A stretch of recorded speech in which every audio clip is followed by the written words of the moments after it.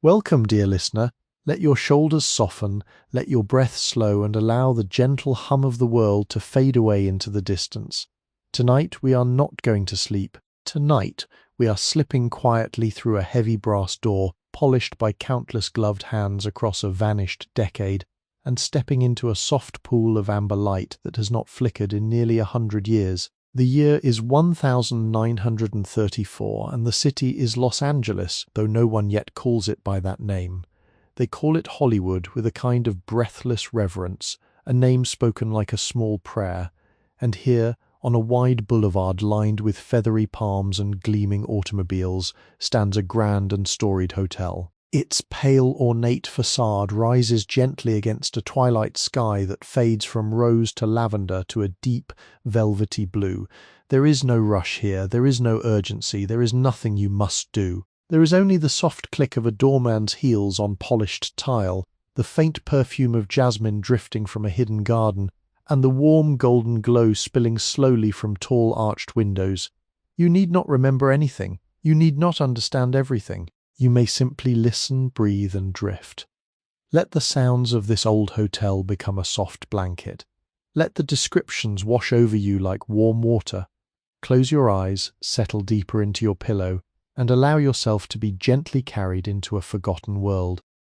Before we ascend the wide carpeted staircase, before we wander down the long shadowed corridors, there is one small ritual we must observe, just as every visitor in those gentle years observed it upon arrival. The clerk at the front desk, in his crisp white shirt and dark vest, would slide a leather-bound guest book across the polished mahogany counter and ask, in a voice as soft as falling snow, that you sign your name, not for any urgent reason, simply so that the hotel might remember you and so that you might one day return. Tonight, our own gentle ritual is just as simple. If you find yourself drifting peacefully, if these stories soothe you as a warm bath soothes weary travelers, you are warmly invited to tap the small bell of the subscribe button below. It costs nothing, it asks nothing. It only allows you to find your way back to this dim and golden lobby on quieter nights to come. Perhaps leave a soft like, the way one might leave a polite note for the housekeeper. And if you feel inclined, whisper your favorite forgotten era into the comments, like a postcard slipped beneath a door. Nothing more is required of you. No thinking, no remembering, no doing. The fire crackles low in the hearth. The grandfather clock ticks slowly in the hall. Your room is ready, the bed is turned down, and the long velvet hush of the past is waiting patiently for you to enter.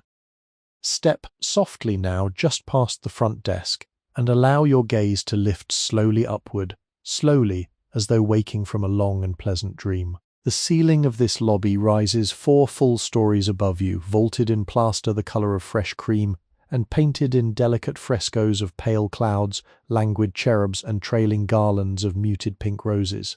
At the very centre, suspended on a long bronze chain that descends like a slow drop of honey, hangs a chandelier of such enormous and patient beauty that one could spend the entire evening simply watching the light move through it. There are 900 crystal pendants, each one cut into the shape of a teardrop, each one catching the warm yellow glow of the small electric bulbs hidden within its iron frame.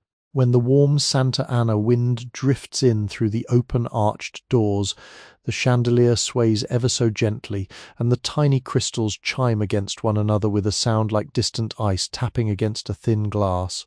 It is a sound so soft that most guests never quite notice it, though it has been singing this same lullaby for over a decade now, every evening without fail.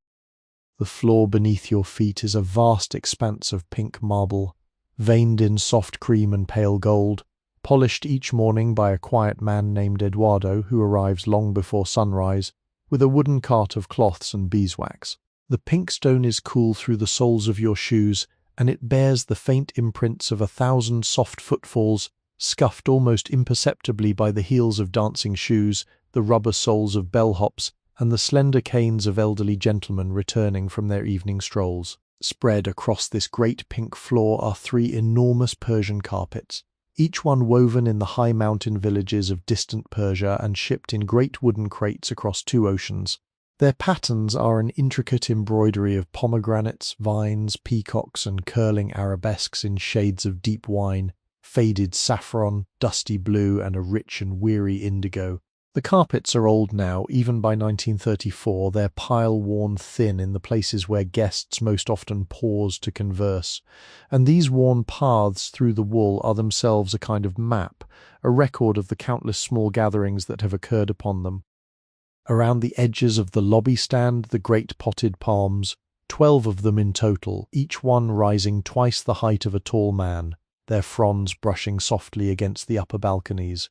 The pots themselves are massive things, glazed in a deep emerald green, their rims decorated with hand-painted images of slender egrets and flowering lotus. The leaves of the palms are kept impossibly clean, polished one by one with cotton cloths dipped in a solution of milk and water, a task that takes the head gardener and his 2 assistants the entire morning of every Tuesday. When sunlight slants through the western windows in the late afternoon, these palms cast long, feathery shadows across the marble floor, shadows that ripple and shift like the patterns at the bottom of a clear, still pool.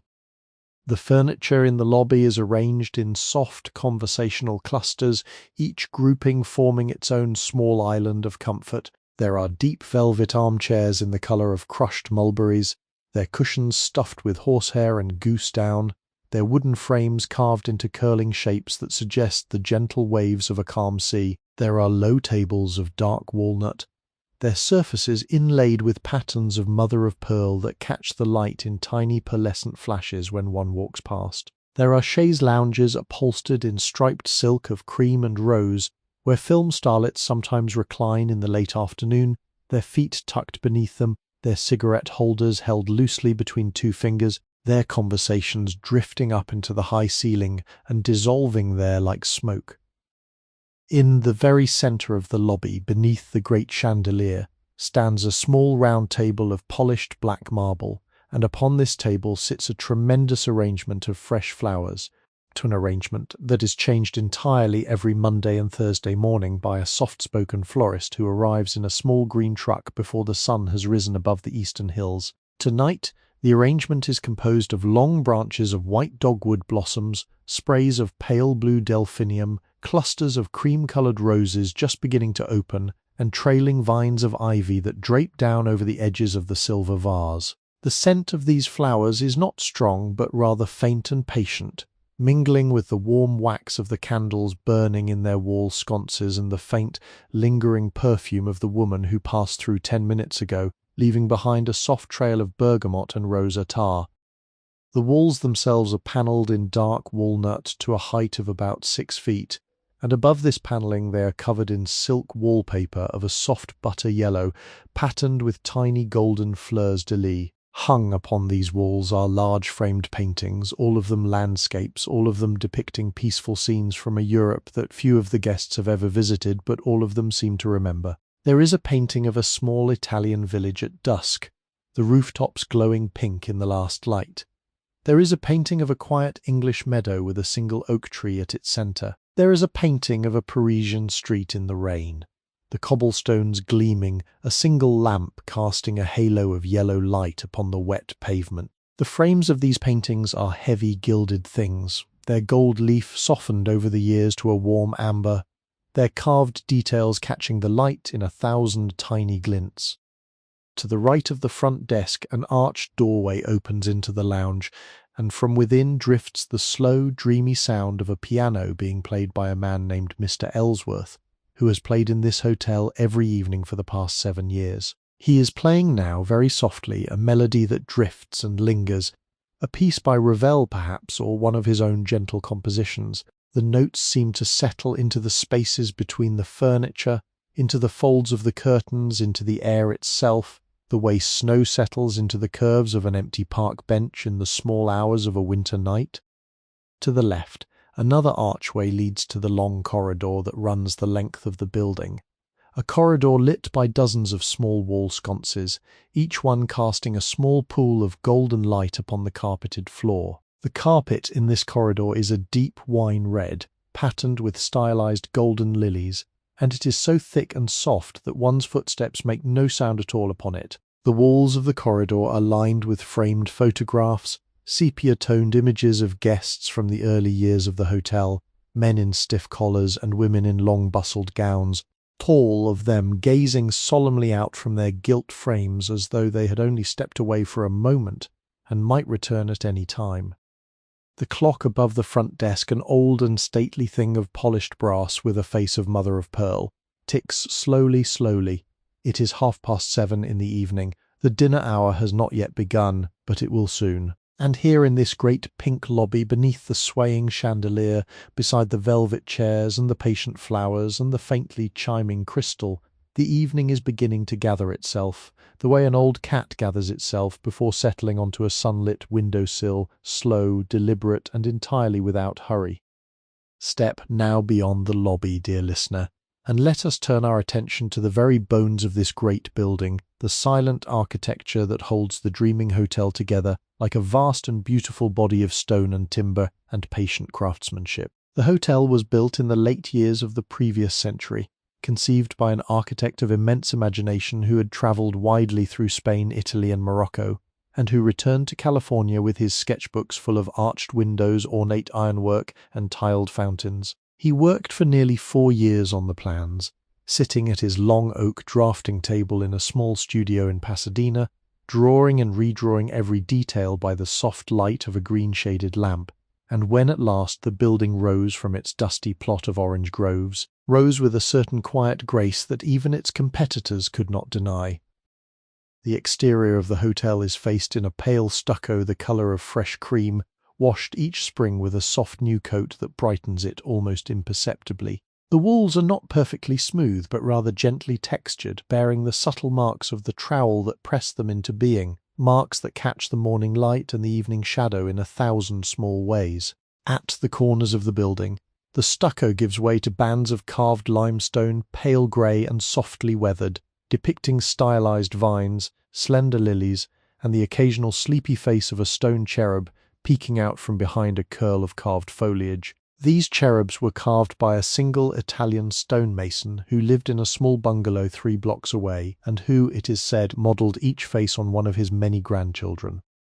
The roof of the hotel is a steeply pitched affair of red clay tiles, each tile shaped by hand in a small kiln in the foothills, each one bearing the faint thumbprint of the worker who pressed the wet clay into its mould. From a distance the roof appears as a single warm field of terracotta, but up close one can see that no 2 tiles are precisely the same shade. Some are a deep rusted brick, some a softer salmon, some a dusty rose almost touched with gold. The rains of winter have lent them a faint patina of moss in certain shaded corners, particularly along the northern gables where tiny green tufts catch the morning dew and hold it for hours like clusters of small wet emeralds. The windows of the hotel are tall and narrow, arched gently at the top, and each one is set within a casement of dark walnut, oiled twice a year with a mixture of linseed and beeswax. The glass itself is the old wavy kind, slightly imperfect, slightly bubbled in places, the kind of glass that bends the world ever so gently when one looks through it, so that the palm trees outside seem to sway a little more than they actually do, and the passing automobiles appear to glide rather than drive. Each window is hung with curtains of pale ivory linen, lined behind with a heavier curtain of deep burgundy velvet, so that the rooms can be made either soft and bright or warm and dim according to the mood of the hour. Above each window on the upper floors there is a small wrought iron balcony, just large enough for a single chair and a small table, its railings curled into the shapes of leaves and tendrils and the occasional sleepy bird. The ironwork was forged in a small foundry in Boyle Heights, and each balcony required the labour of 2 men over the course of 3 days. Now, in 1934, these balconies are festooned with potted geraniums, trailing rosemary, and the occasional small lemon tree in a clay urn, all tended by the gardener's quiet assistant, who climbs from balcony to balcony each morning with a watering can of polished copper. Inside the building, the bones are even more remarkable. The floors are supported by massive beams of Douglas fir, brought down from the forests of Oregon by rail car and lifted into place by teams of men with ropes and pulleys and great wooden cranes. These beams are now hidden beneath the plaster ceilings of the corridors, but in certain corners in the older wing of the hotel, one can still see where the beams remain exposed, dark and solid and faintly fragrant with the old resin of the wood. The plaster of the walls and ceilings is a true plaster, mixed by hand from lime and sand and horsehair, troweled smooth in long sweeping strokes by craftsmen who learned their trade from their fathers and grandfathers in the old country. The floors of the upper hallways are covered in long runners of wool carpet, woven in deep patterns of crimson and gold, and beneath these runners the original floorboards remain, broad planks of oak that creak ever so faintly in certain places, particularly in the corner of the third-floor landing, where an old crack in the wood produces a sound like the soft sigh of a sleeping cat whenever a heavy footstep falls upon it. The maids and bellhops have long since memorized this creak and step around it instinctively, so as not to disturb the guests in the early hours. The interior doors of the rooms are heavy and solid, made of single thick panels of dark walnut, fitted with brass handles that have been polished so often over the years that the lacquer has long since worn away, leaving the brass itself to develop a soft golden patina that grows warmer and deeper with each passing decade. The keyholes of these doors are large and old-fashioned, the kind that accept a long iron key with an ornate bow, and when one turns such a key in such a lock, the mechanism produces a slow series of soft mechanical clicks like the gentle ticking of a clockwork toy. The plumbing of the hotel is a marvel of its time, threaded through the walls in copper pipes that murmur softly when the bath taps are turned in distant rooms. The water arrives warm and unhurried, smelling faintly of the deep wells from which it is drawn, and pours into deep porcelain tubs with curving claw feet of cast iron, each foot painted a soft cream to match the porcelain. The bath taps themselves are cross-handled and made of nickel, and they bear the small embossed letters H and C in a graceful flowing script. Throughout the building the air moves slowly and patiently. There are no harsh modern systems here, only the gentle cross-currents that flow through opened windows and along corridors, carrying with them the scent of jasmine from the courtyard, the perfume of fresh bread from the kitchens, and the faint, almost imperceptible aroma of furniture polish and beeswax that seems to be the very signature of the building itself. To breathe the air of this hotel is to breathe a kind of slow time, a time measured not in minutes, but in the soft accumulation of small moments, like sand settling at the bottom of a still glass jar. Let us return now to the heart of the lobby and turn our attention to the grand staircase, that great curving river of polished marble and ornate ironwork that rises from the pink floor like a slow exhalation made visible. It begins in a wide fan of shallow steps, 11 of them in this lower flight, each step a single slab of pale marble veined in soft grey and creamy white, polished to such a fine finish that the chandelier above appears reflected in their surfaces as though in a still pond. The marble was quarried in the mountains of Vermont, a fact that the hotel manager often shares with new guests in tones of quiet pride, and it was shipped across the entire continent by railcar over the course of nearly 2 months. The balustrade that flanks the staircase is a marvel of 19th-century ironwork, each baluster a slender, twisted column of black wrought iron, gilded at its uppermost curl with a soft layer of gold leaf that has darkened over the years to a warm amber. The pattern of the ironwork is one of stylized acanthus leaves, intertwined with curling tendrils that suggest grapevines, and at intervals along its length there are small medallions bearing the initials of the hotel worked into a graceful monogram. The handrail itself is of dark mahogany, oiled and polished until it gleams like the surface of a still pool of strong tea, and it is so smooth beneath the hand that one's palm seems to glide rather than slide along its length.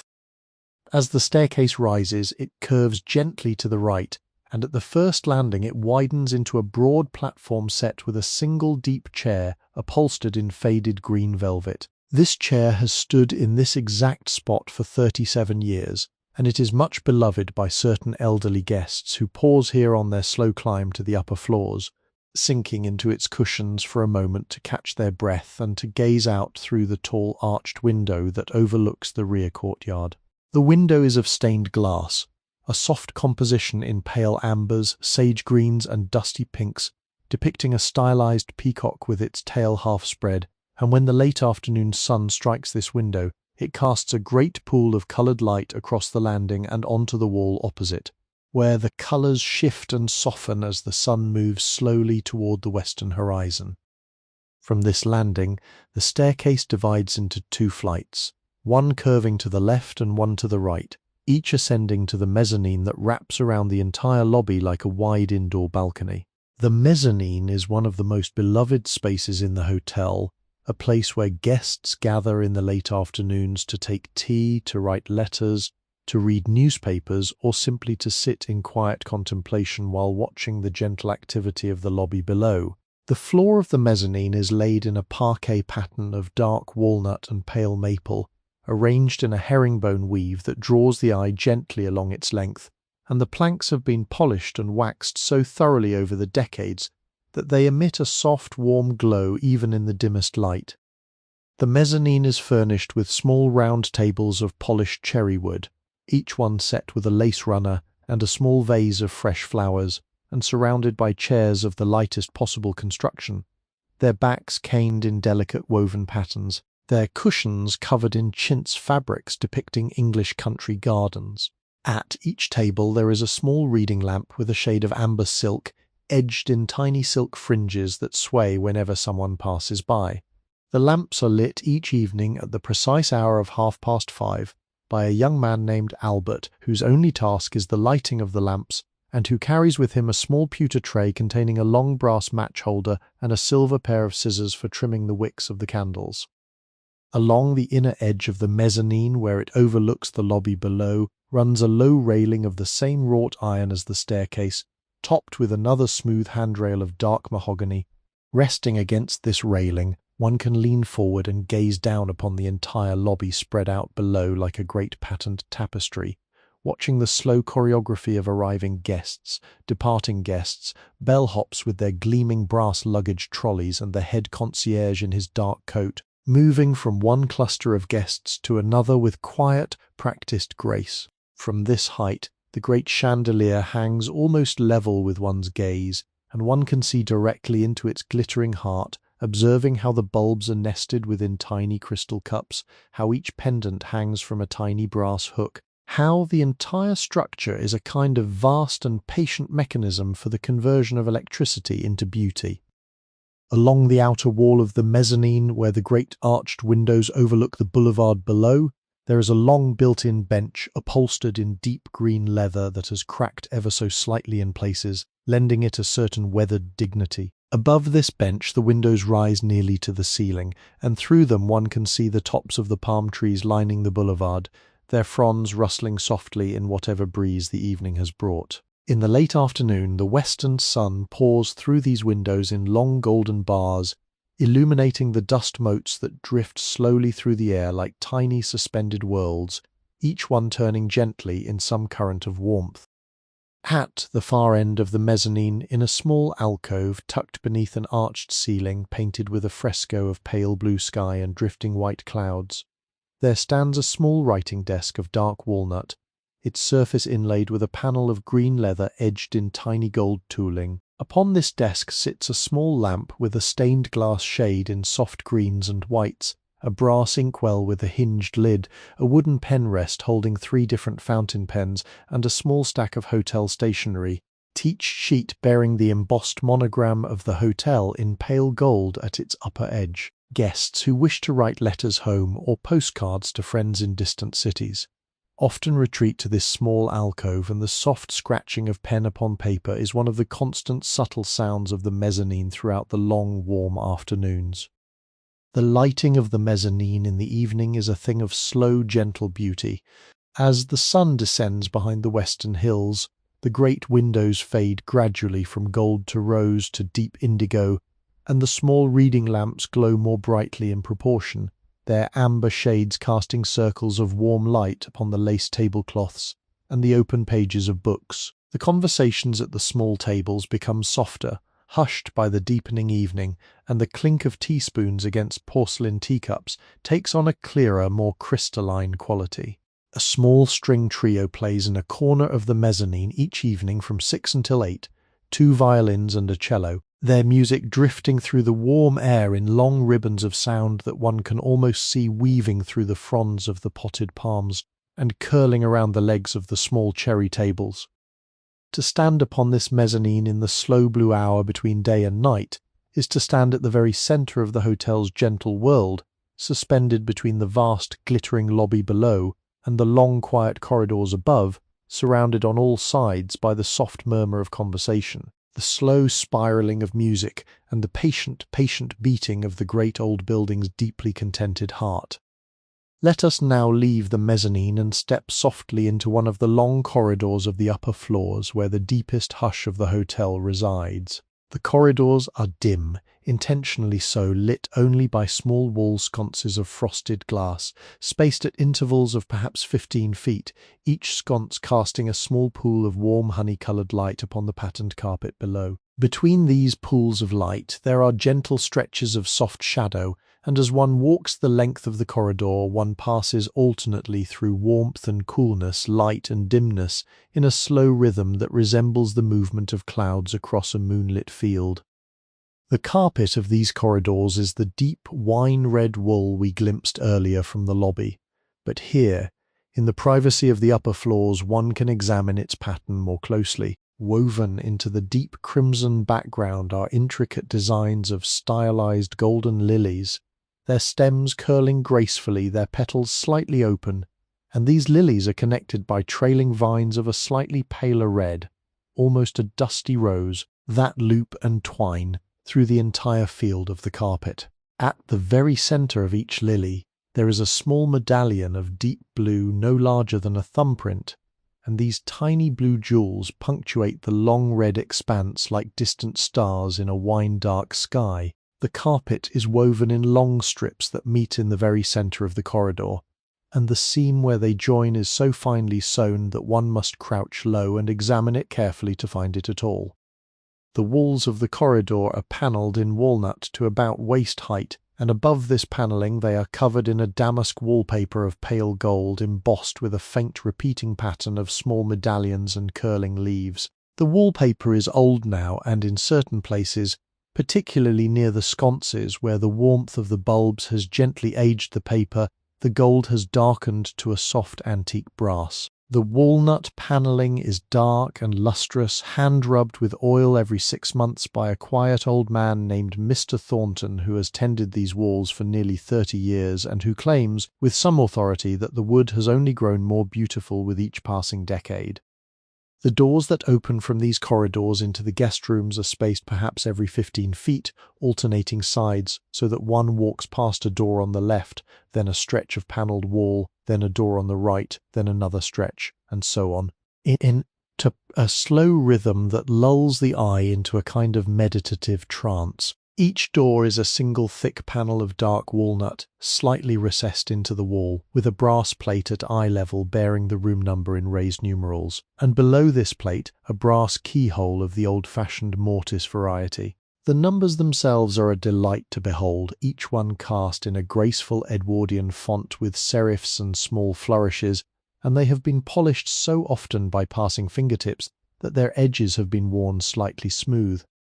Beside each door, set into the wall at about shoulder height, there is a small button of carved ivory mounted on a brass plate, and this button, when pressed, summons the floor's bellhop by means of a soft electric bell that rings in his small alcove at the end of the corridor. The buttons themselves are slightly yellowed with age, and they sit warm and smooth beneath the fingertip. Having been pressed countless thousands of times over the years, each press a small request, a small need, a small gentle moment of human connection in the long slow life of the building. The bellhop's alcove is perhaps the most intimate detail of these corridors, tucked into a small recess at the far end of each floor. It consists of a single straight-back chair of polished oak, a small side table holding a folded newspaper and a glass of water on a coaster, and a brass panel of small lights, each light corresponding to a particular room. When a guest in any room presses the ivory button beside their door, the corresponding light on the bellhop's panel glows softly amber, and a small chime rings, and the bellhop in his neat dark uniform with brass buttons rises quietly from his chair and walks to attend to whatever small need has been expressed. The air in these corridors carries a particular blend of scents that one only ever encounters in old hotels. There is the faint perfume of furniture polish, beeswax mingled with lemon oil. There is the dry, warm smell of the wool carpet, faintly dusty even when freshly cleaned. There is the cool mineral scent of the old plaster walls. There is occasionally the warm, yeasty trace of fresh bread drifting up from the kitchens far below. And there is above all that indefinable fragrance that seems to belong to the building itself, a kind of warm, dry, slightly sweet quality that one cannot quite name but that one immediately recognizes upon stepping through the front doors. Fragrance that perhaps results from the slow accumulation of decades, the layering of countless small scents over countless small moments, a perfume of time itself. Sounds in these corridors are muted and soft. The thick carpet absorbs the fall of every footstep, the heavy walnut doors swallow most conversations, and the deep plaster walls dampen even the loudest of distant noises into a kind of velvet hum. Occasionally, one hears the soft click of a door latch as it closes somewhere down the corridor. Occasionally, one hears the muffled laughter of two voices from behind a particular door, or the gentle scales of a piano being practiced very quietly by some musical guest. Occasionally, one hears the distant ring of a telephone, the faint murmur of running bathwater, the soft creak of a mattress as a guest settles into bed. These sounds are not disturbances. They are the breathing of the building, the slow, gentle pulse of its life, a music so quiet that it might be mistaken for silence.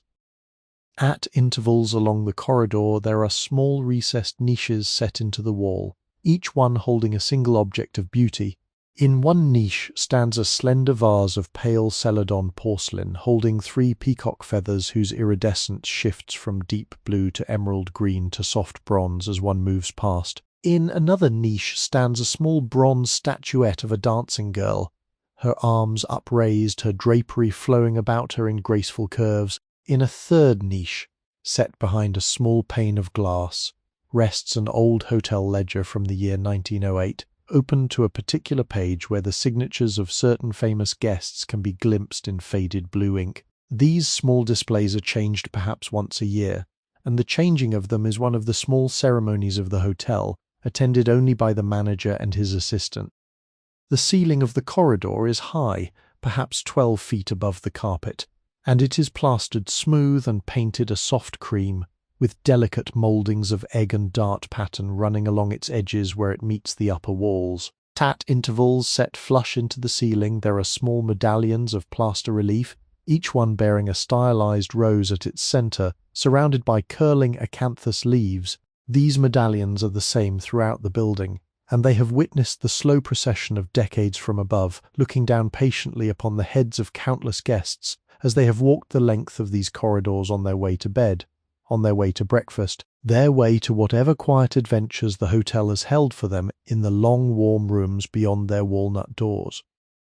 Let us now turn the brass key in one of these walnut doors, hear the slow series of soft mechanical clicks, and step gently into one of the guest rooms, where the deepest comforts of the hotel reveal themselves like petals of a flower, opening in the warmth of a sunny window. The room we enter is one of the finer rooms of the third floor designated number 317, a corner room with 2 arched windows, one looking out over the boulevard and one looking out over the rear courtyard with its quiet fountain. The door closes behind us with a soft, settled sound, and the world of the corridor fades away, replaced by the deeper, warmer stillness of a private chamber.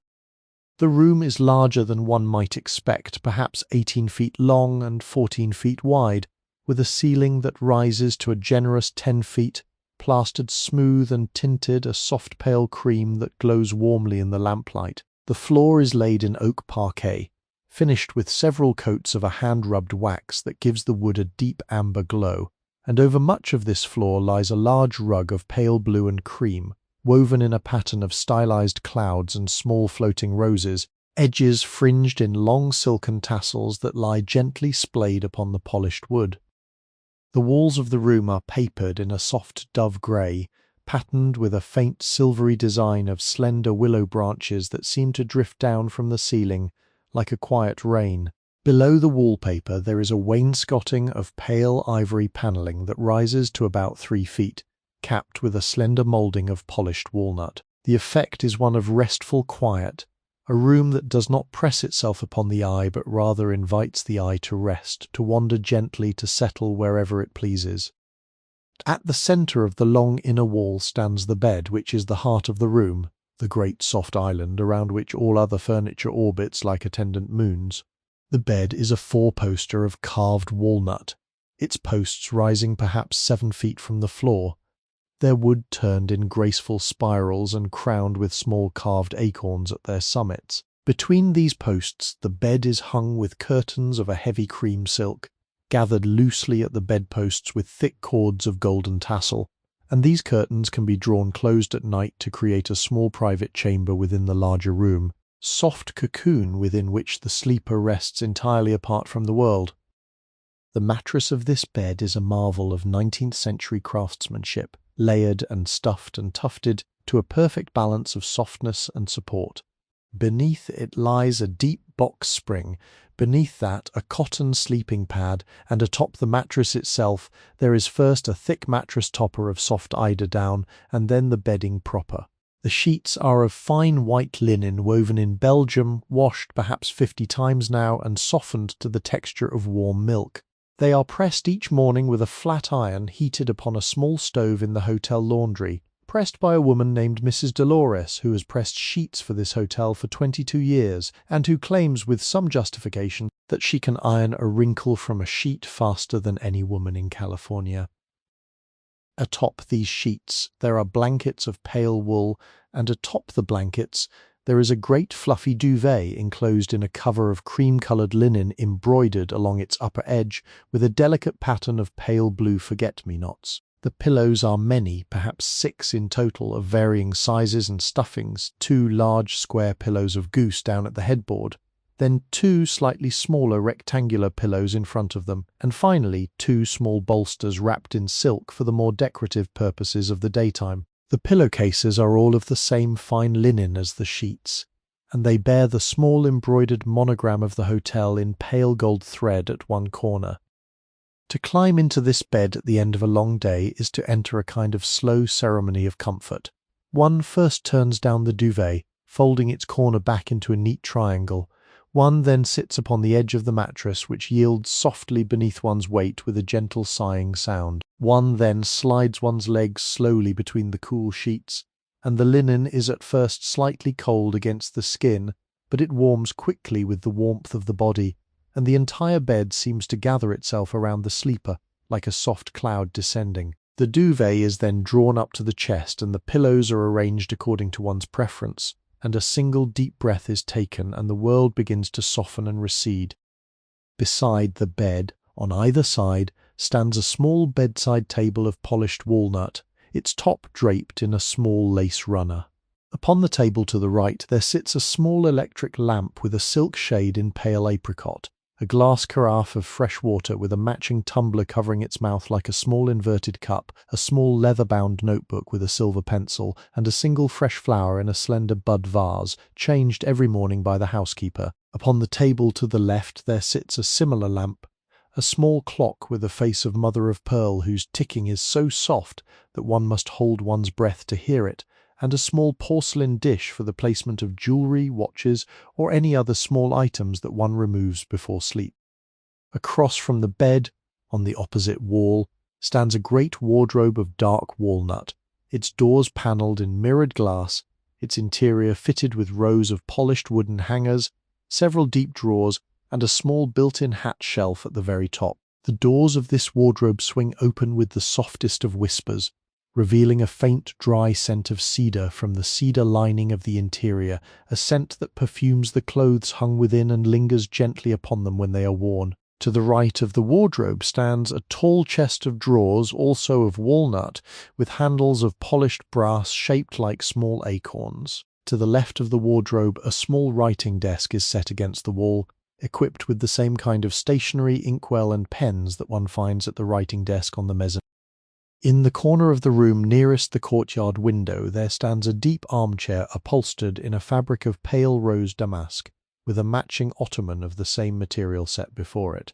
Beside this chair stands a small round table of inlaid walnut, upon which rests a stack of perhaps 3 or 4 books, freshly chosen by the hotel librarian to suit the supposed tastes of the guest, along with a small reading lamp whose shade is composed of stained glass in a pattern of pale lilies.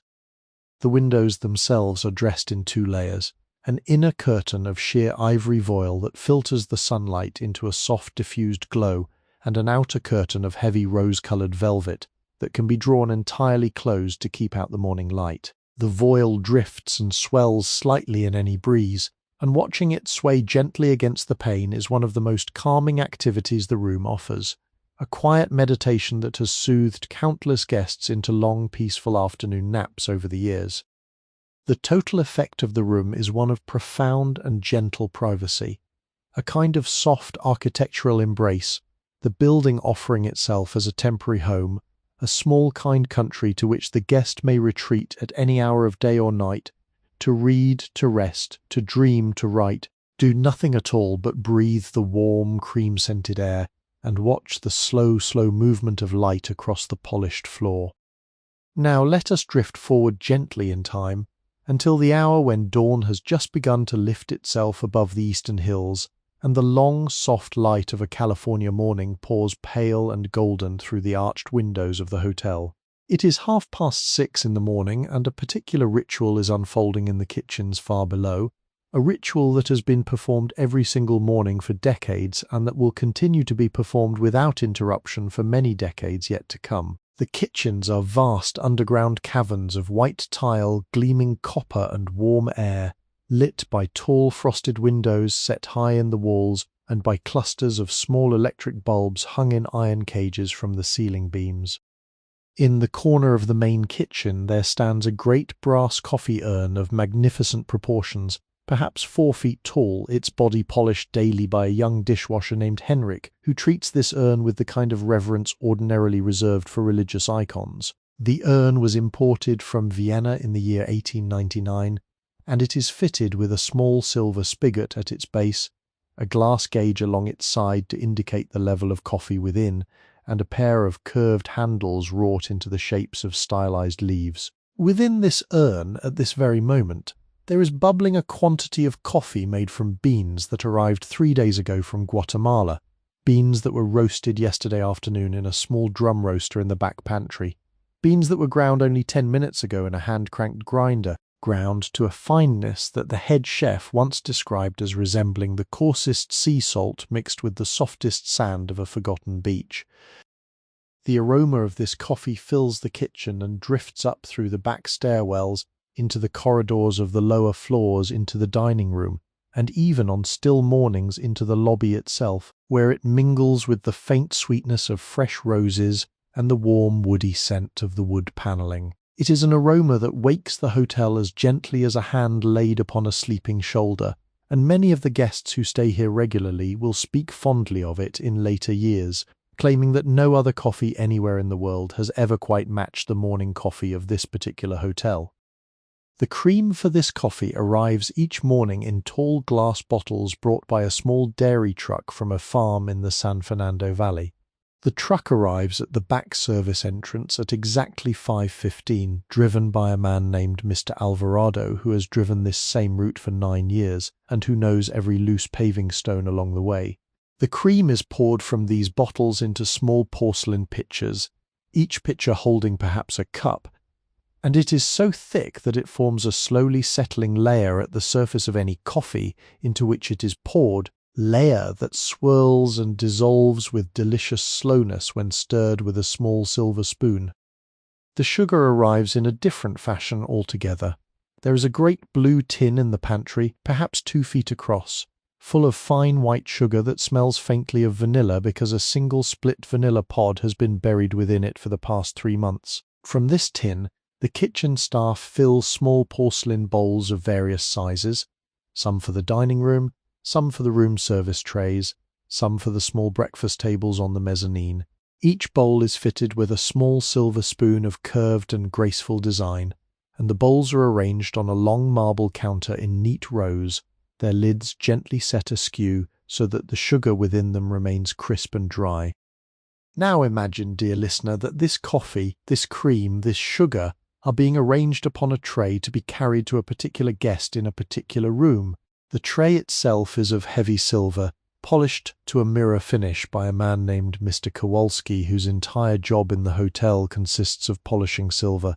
The tray bears a small lace cloth, ironed crisp, upon which are arranged a single small pot of coffee, a small porcelain cup and saucer of pale cream-coloured china edged in gold, a small pitcher of the cream we have just discussed, a small bowl of the sweet vanilla sugar, 2 small silver spoons of differing sizes, a tiny dish containing perhaps 3 sugar cubes wrapped in pale blue paper, a small cloth napkin folded into a graceful triangle, and a single fresh rosebud in a tiny crystal vase, the rose chosen this morning from the courtyard garden.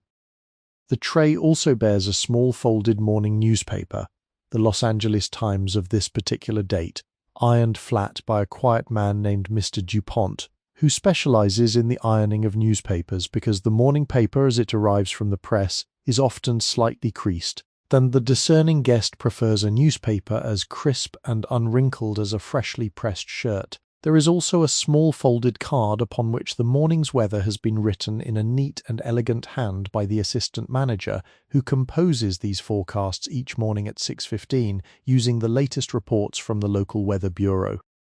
The tray is now lifted by a young man named Jasper, who carries it upon one upraised palm with a confidence born of 3 years of daily practice. He carries it down the long corridor of the kitchen, through the heavy swinging doors that lead to the staff staircase, up 3 flights of narrow plain steps that the guests never see, and out through a small unmarked door onto the 3rd floor corridor, where the deep red carpet absorbs the sound of his footsteps as he walks toward the room of the guest who has requested this particular breakfast. Jasper pauses outside the walnut door, takes a quiet breath and knocks 3 times, very softly, with the knuckle of his free hand.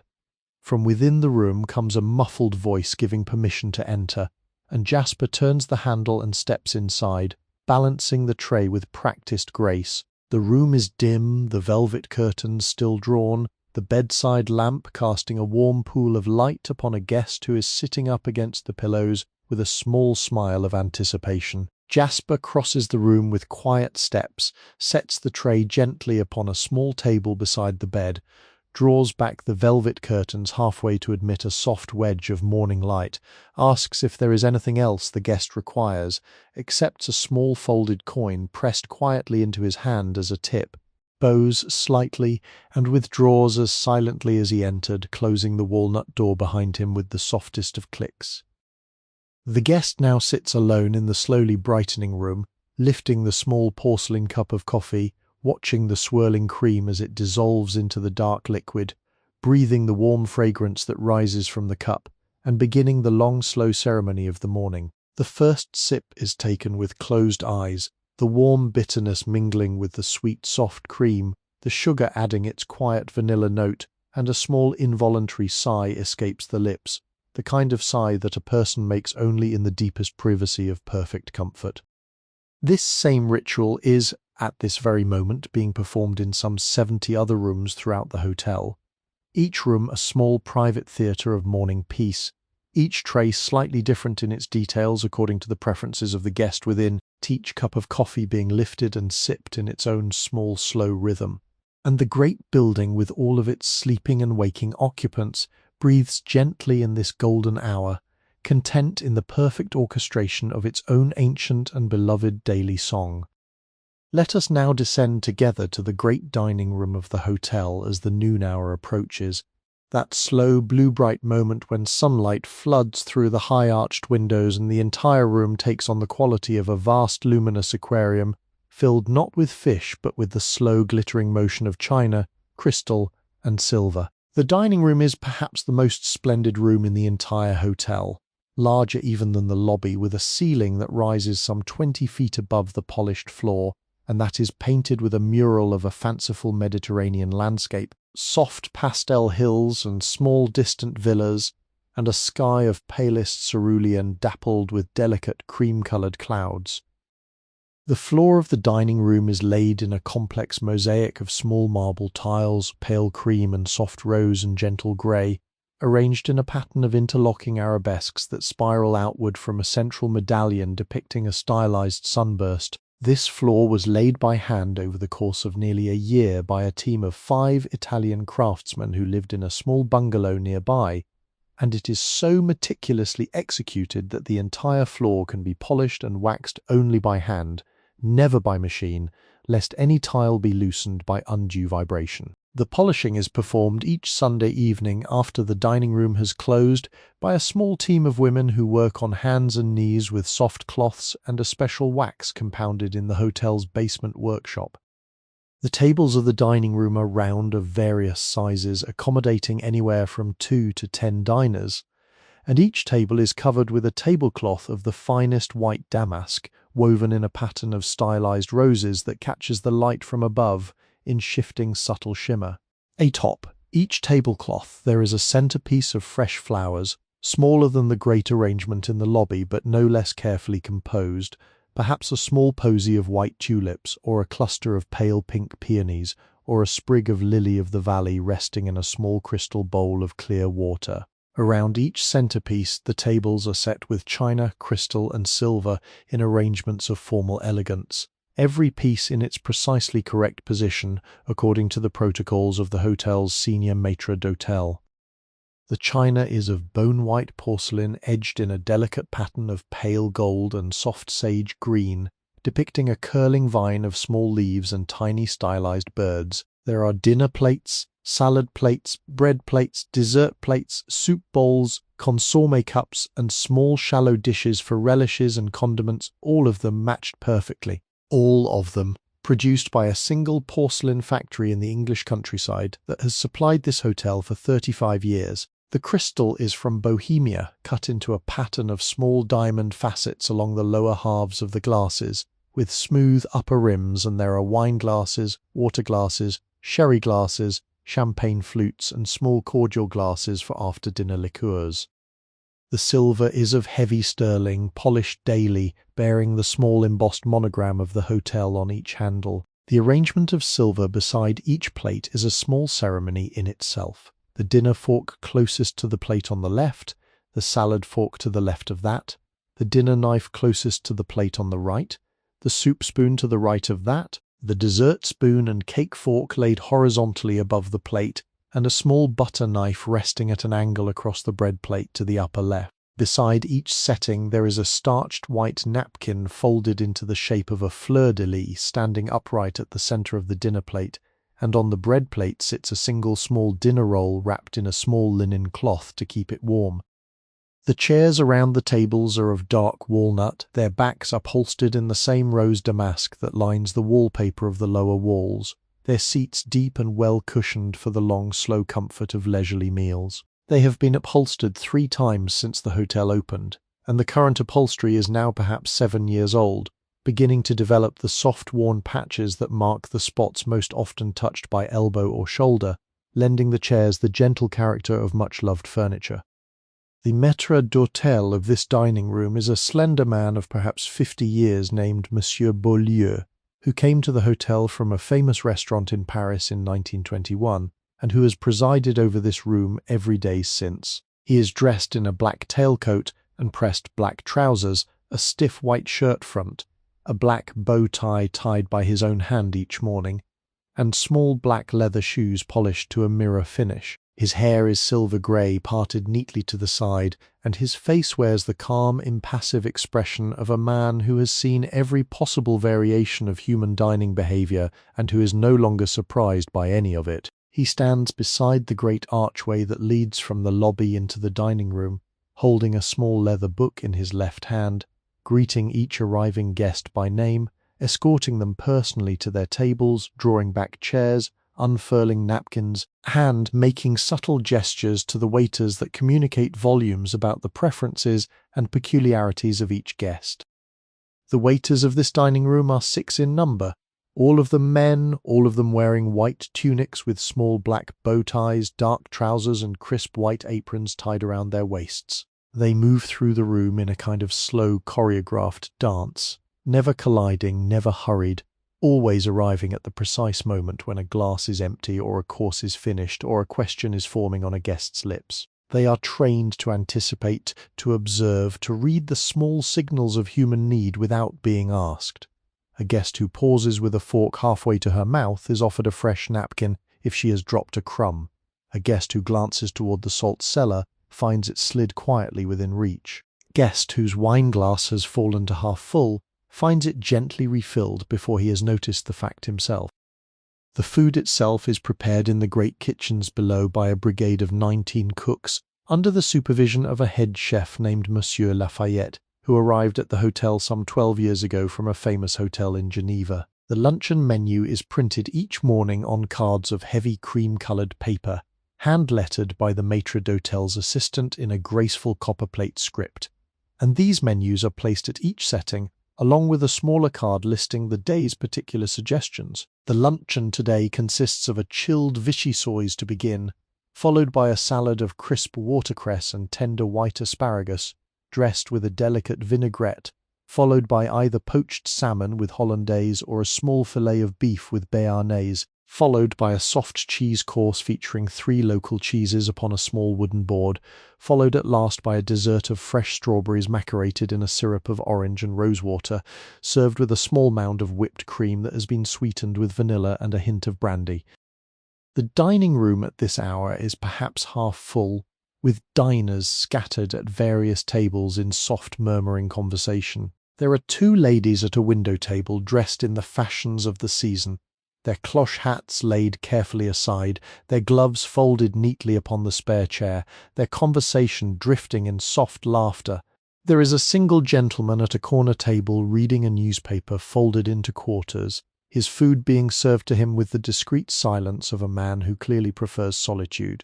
There is a family of 4 at a larger table in the centre of the room, the parents speaking softly, the 2 young children sitting upright with unusual decorum, having clearly been instructed in the importance of dining room behaviour. There are a pair of business associates at a smaller table near the wall, their heads bent together over some confidential matter, their wine glasses almost untouched. Above all of this, drifting down from a small string ensemble seated upon a low platform at the far end of the room, there comes a slow, soft music, light pieces by Debussy, gentle waltzes by Strauss, and occasionally a dreamy popular tune of the moment, played at a tempo so slow that it scarcely seems the same song. The music never rises above conversational volume, never demands attention, but rather settles into the room like the soft pastel tones of the ceiling mural, becoming part of the very atmosphere of the place, indistinguishable in time from the gentle clinking of crystal upon crystal and the soft whisper of silk gowns shifting in the comfortable chairs. Let us now slip away from the dining room and follow a quiet hallway that branches off from the lobby toward a small frosted glass door, upon which is etched, in a delicate Art Deco script, the words coiffure and beauté. Push the door open gently and step into one of the most secret and pleasant spaces of the hotel, the in-house beauty salon, a place known to the regular female guests as a sanctuary of soft chairs, warm towels, and the gentle whispered intimacies that only a hairdresser can elicit from a woman who has long carried a private burden in her heart. The salon occupies a long, narrow room with windows along one side that look out upon a small interior garden of ferns and small tile-edged ponds. The walls are painted a pale seafoam green, and the floor is laid in small black and white tiles in a checkerboard pattern that has been polished so many times that the tiles seem almost to glow softly with their own quiet light. Along the wall opposite the windows, there is a row of 4 large mirrors, each one framed in an arched border of pale ivory, and before each mirror there is a chair of plush rose-pink velvet with a wide curved back, set upon a swivelling pedestal of polished chrome.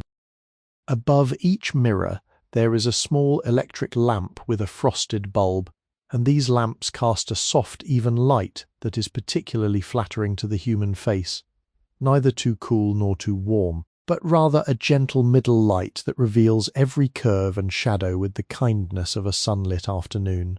Below each mirror, there is a long marble counter, upon which are arranged the tools and potions of the beauty trade in neat, orderly rows. There are silver-handled hairbrushes with bristles of fine boar, ivory combs of various widths, small porcelain bowls for the holding of hairpins, glass bottles of setting lotion in shades of pale amber and soft rose, jars of cold cream with tiny silver spoons protruding from their lids, atomizers of perfume in cut crystal, small tins of rouge, tubes of lipstick lined up like tiny soldiers, and perhaps a dozen other small implements whose particular purposes might mystify any visitor unfamiliar with the rituals being performed here. The proprietress of the salon is a woman known to her clients only as Madame Yvette, although her birth certificate, were one to investigate it, would reveal her to have been christened Yvonne Adamczyk in a small village in Poland 43 years ago. She came to America at the age of 18, learned the arts of hairdressing in a small shop in Chicago, drifted west during the early 20s, and arrived at this hotel in 1928, where she has presided over the salon ever since. She is a small woman with sharp, clever eyes, hands of remarkable gentleness, and an accent that cannot be precisely placed, somewhere between Warsaw and the Bronx, with occasional French phrases dropped in for professional flair. She wears a smock of pale pink linen, a long string of small wooden beads around her neck, and her own dark hair is always arranged in an elaborate chignon at the nape of her neck, secured with a comb of carved tortoise shell. She has 3 assistants, all young women in their early 20s, dressed in matching pink smocks, their own hair arranged in modest waves that suggest the styles of the moment without daring to outshine the women whom they serve. Their names are Constance, Petra, and Wynne, and each of them has a particular specialty.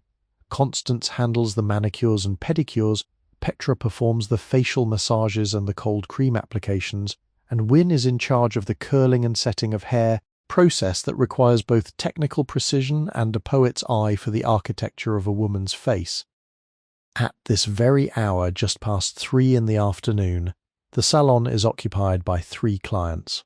In the first chair sits a film actress, her hair currently wound around a series of hot rods, her face concealed beneath a thin layer of pale green clay mask, her eyes covered by 2 slices of cool cucumber, her hands resting in 2 small bowls of warm scented water in which Constance is gently soaking the cuticles before beginning the manicure.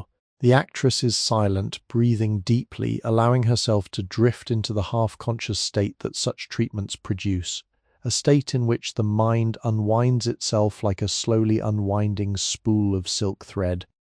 In the second chair sits a wealthy widow from Pasadena who has been coming to this salon every Wednesday for the past 5 years. She is 63 years old, dressed in a soft grey silk dressing gown over her own clothes, and she is in the midst of a long monologue describing the misadventures of her grandson at his boarding school in the East. Madame Yvette, who is currently pinning the widow's silvery hair into a series of soft waves, listens with a particular kind of attention that combines genuine sympathy with practiced professional warmth, making small sounds of acknowledgement at appropriate intervals, tasking quiet, probing questions that prompt the widow to elaborate, occasionally murmuring small consolations.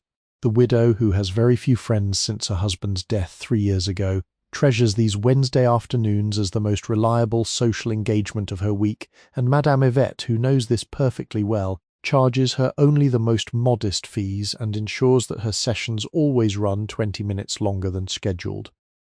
In the third chair sits a young woman, perhaps 25 years old, who is being prepared for her engagement portrait, scheduled to be taken later this afternoon by a photographer in a studio 3 blocks down the boulevard.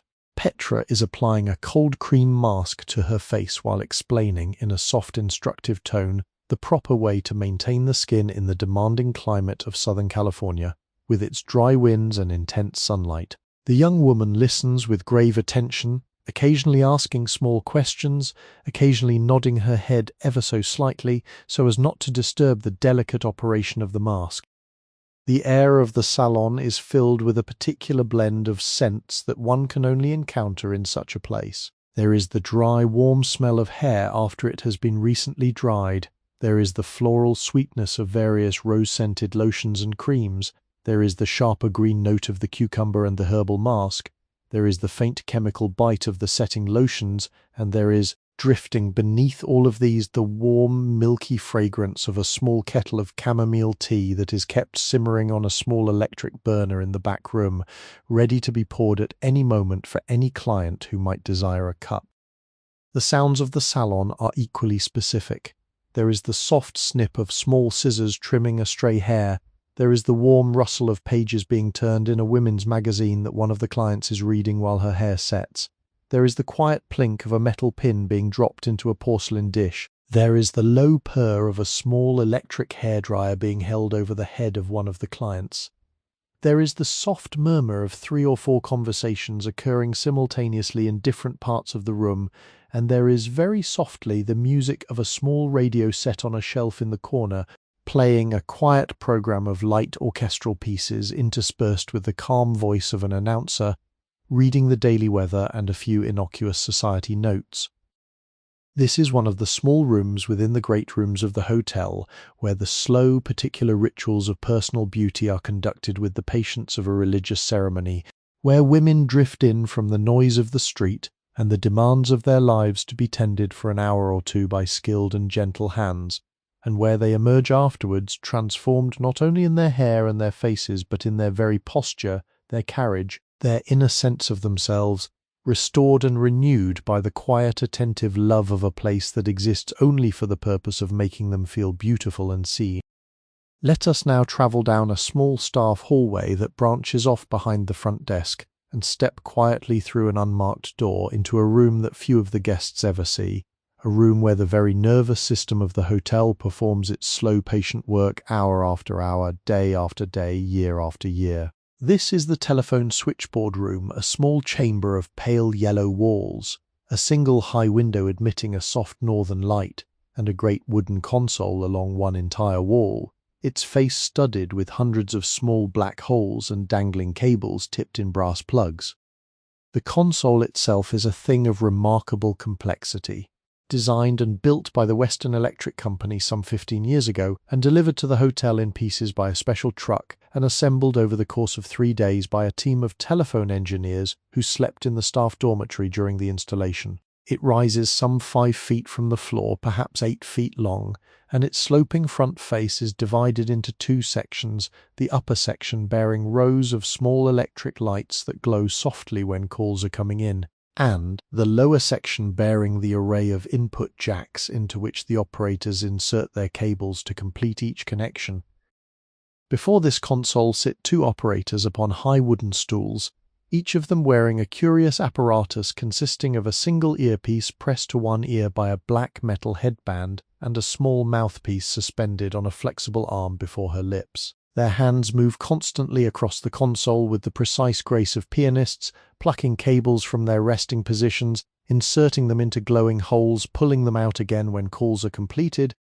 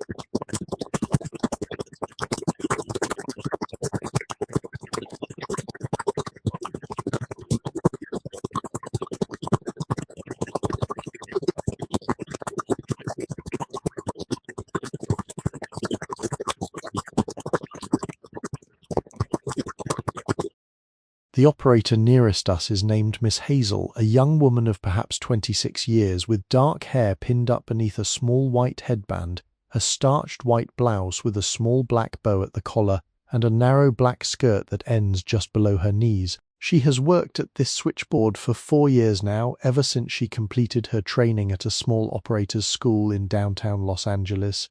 And in those 4 years she has come to recognize the voices of nearly every regular guest of the hotel, every member of the staff, every frequent caller from outside, every newspaper reporter who phones in for a comment on some current event involving a hotel guest. Her memory for voices is remarkable, almost uncanny, and she has been known to identify a caller within the first 3 syllables of speech, often greeting them by name before they have introduced themselves.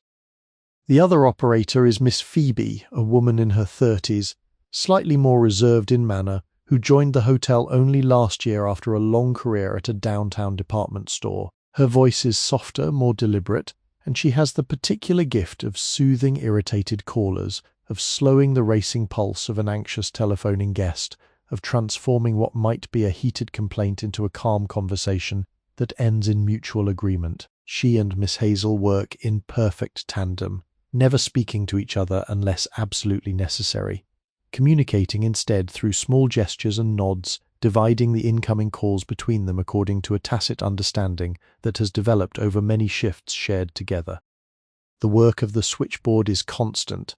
Throughout the day, calls come in at a rate of perhaps 20 to 30 per hour during the busy times, slowing to perhaps 5 per hour in the quiet pre-dawn hours. There are calls from guests in their rooms, calling for room service for the front desk, for the laundry, for the beauty salon, for outside connections to friends and family. There are calls from outside parties asking to be connected to particular guests, callers who must be politely vetted, asked their names, asked the nature of their business before being connected at all, since many of the guests of this hotel are persons of some prominence who must be protected from unwanted intrusions. There are calls between rooms, friends staying in different parts of the hotel arranging meetings for cocktails or dinner.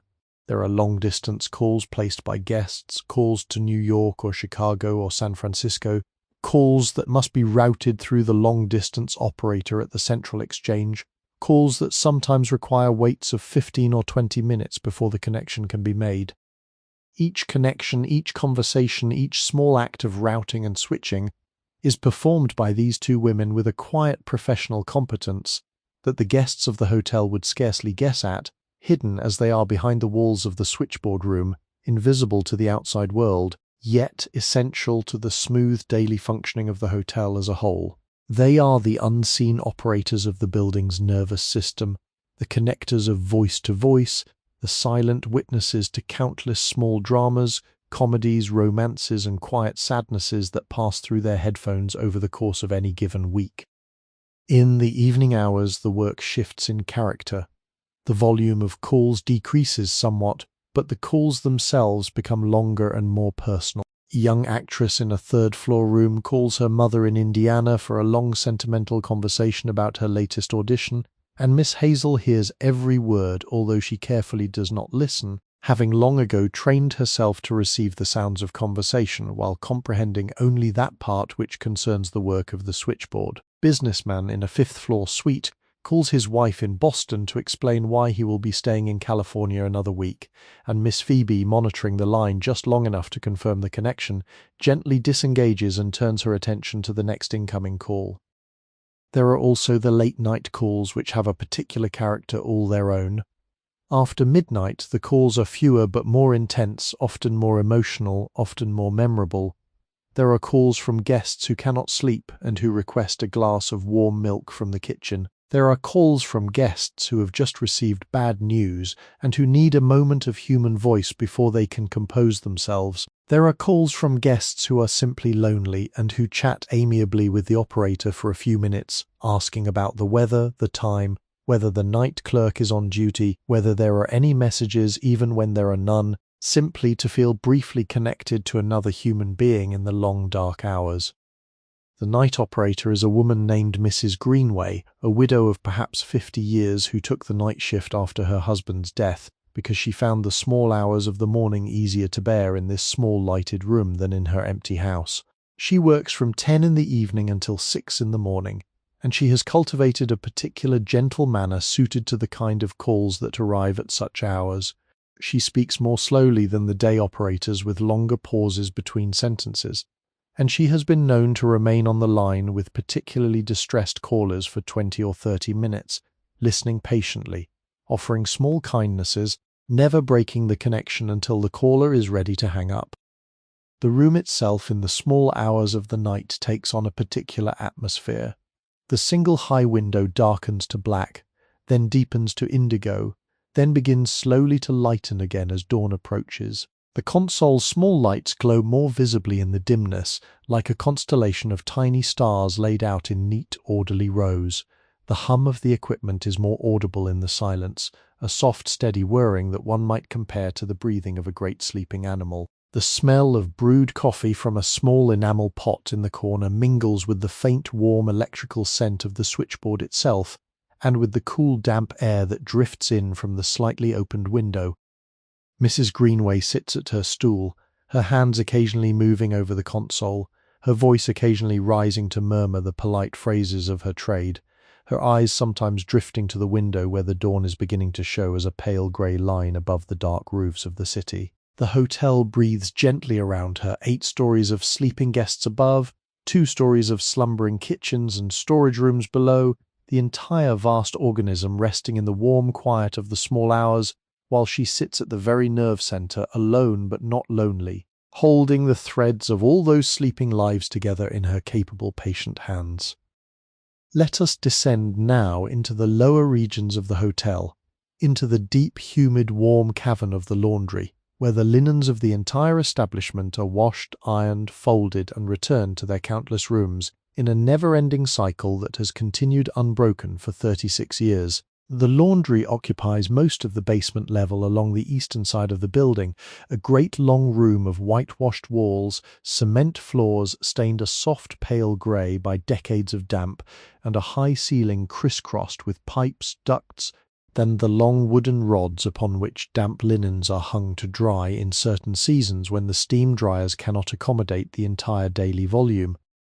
The air of the laundry is warm and moist, fragrant with the gentle, clean smell of soap, the slightly sharper tang of bleach, the warm, dry scent of pressed cotton, and the distinctive perfume of a particular floral starch that the head laundress has favoured for as long as anyone can remember. The temperature in the laundry stays consistently warm even on the coolest days of winter, due to the heat of the great steam boilers that occupy the room next door and that send their hot vapours through the laundry's pipes in a constant gentle rumble.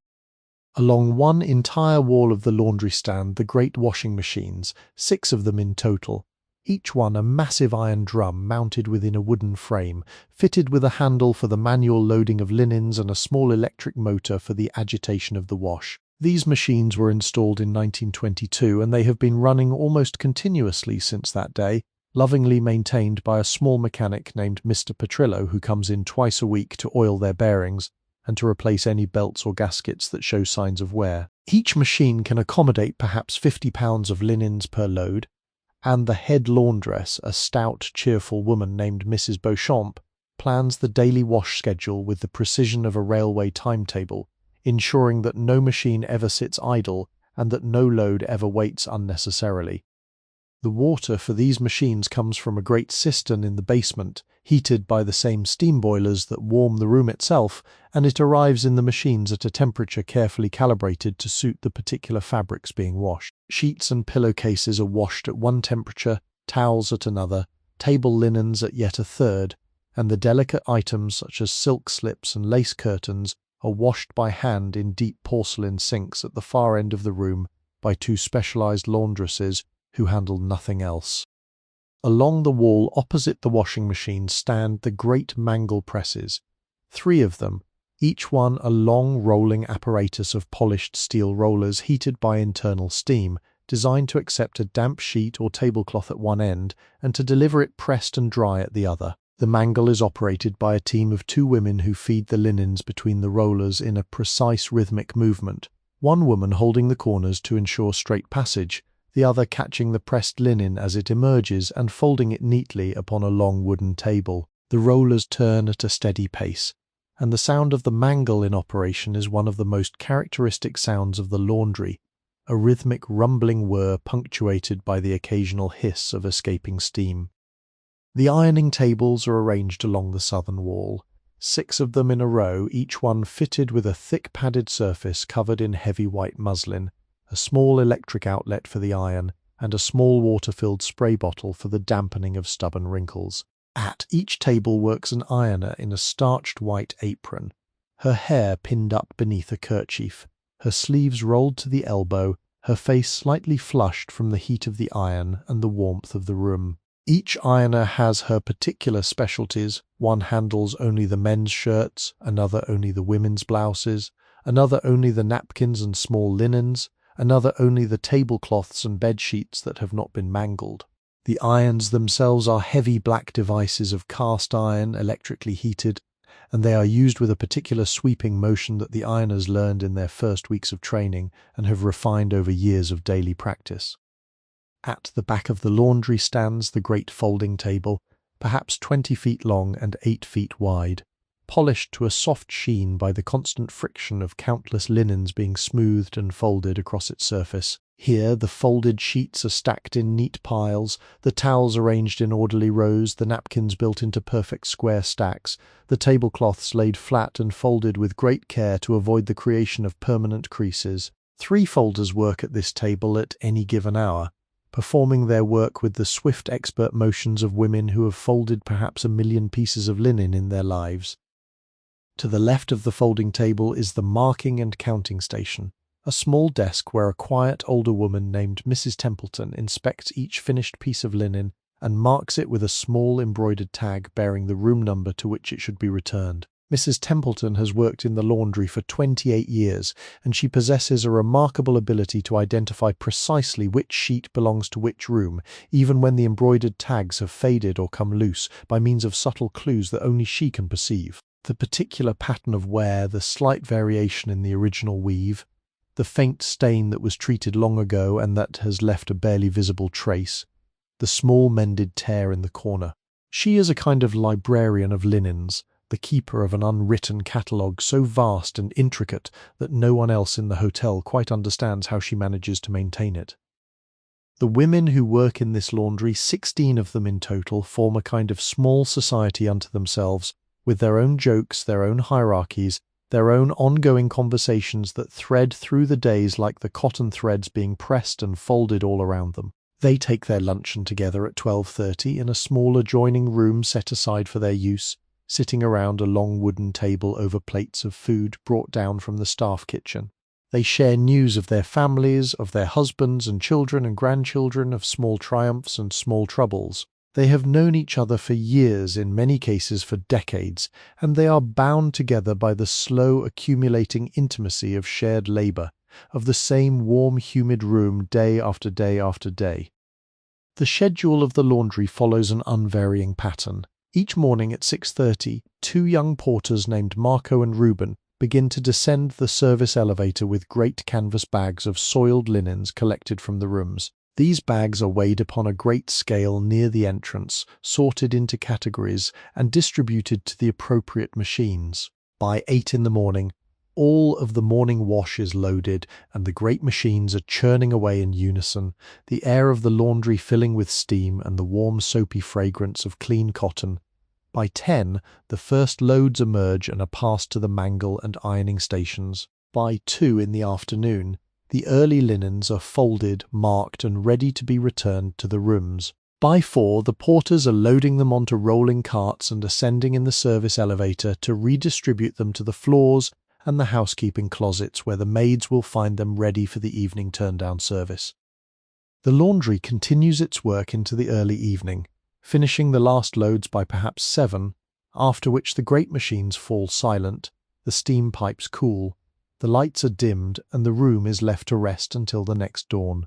Mrs. Beauchamp performs a final walk through the silent laundry every evening at 7:30, checking that all machines are properly shut down, that no irons have been left plugged in, that all bins are properly emptied, that everything is in readiness for the next day's labour. She locks the door behind her with a small brass key, climbs the service stairs to the lobby, and steps out into the warm evening air of California with the particular satisfaction of a woman who has spent another good day at honest work. And she walks home along the quiet boulevard toward her small apartment 3 blocks away, where her own dinner waits for her on a covered plate. Let us now ride the small elevator at the rear of the hotel up to the 8th floor. Step out into a softly lit corridor of pale ivory. Walk to the very end where a small unmarked door waits, push it open, and emerge onto one of the most secret and beloved spaces of the entire building. The rooftop garden, a place that few of the guests ever discover because the hotel does not advertise its existence in any of its brochures or pamphlets. It is a small private kingdom suspended above the city, accessible only to those who know to ask the head concierge for the small key that unlocks the door. The rooftop garden occupies perhaps half of the total roof space of the hotel, the other half being given over to the various mechanical apparatus of the building, the boiler vents and the water tank and the lightning rod.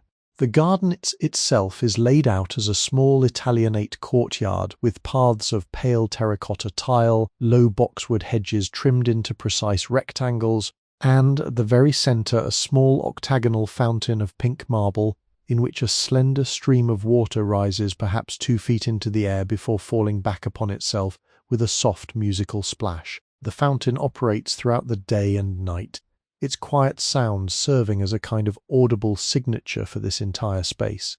A soft, constant water music that seems almost to be the breathing of the garden itself.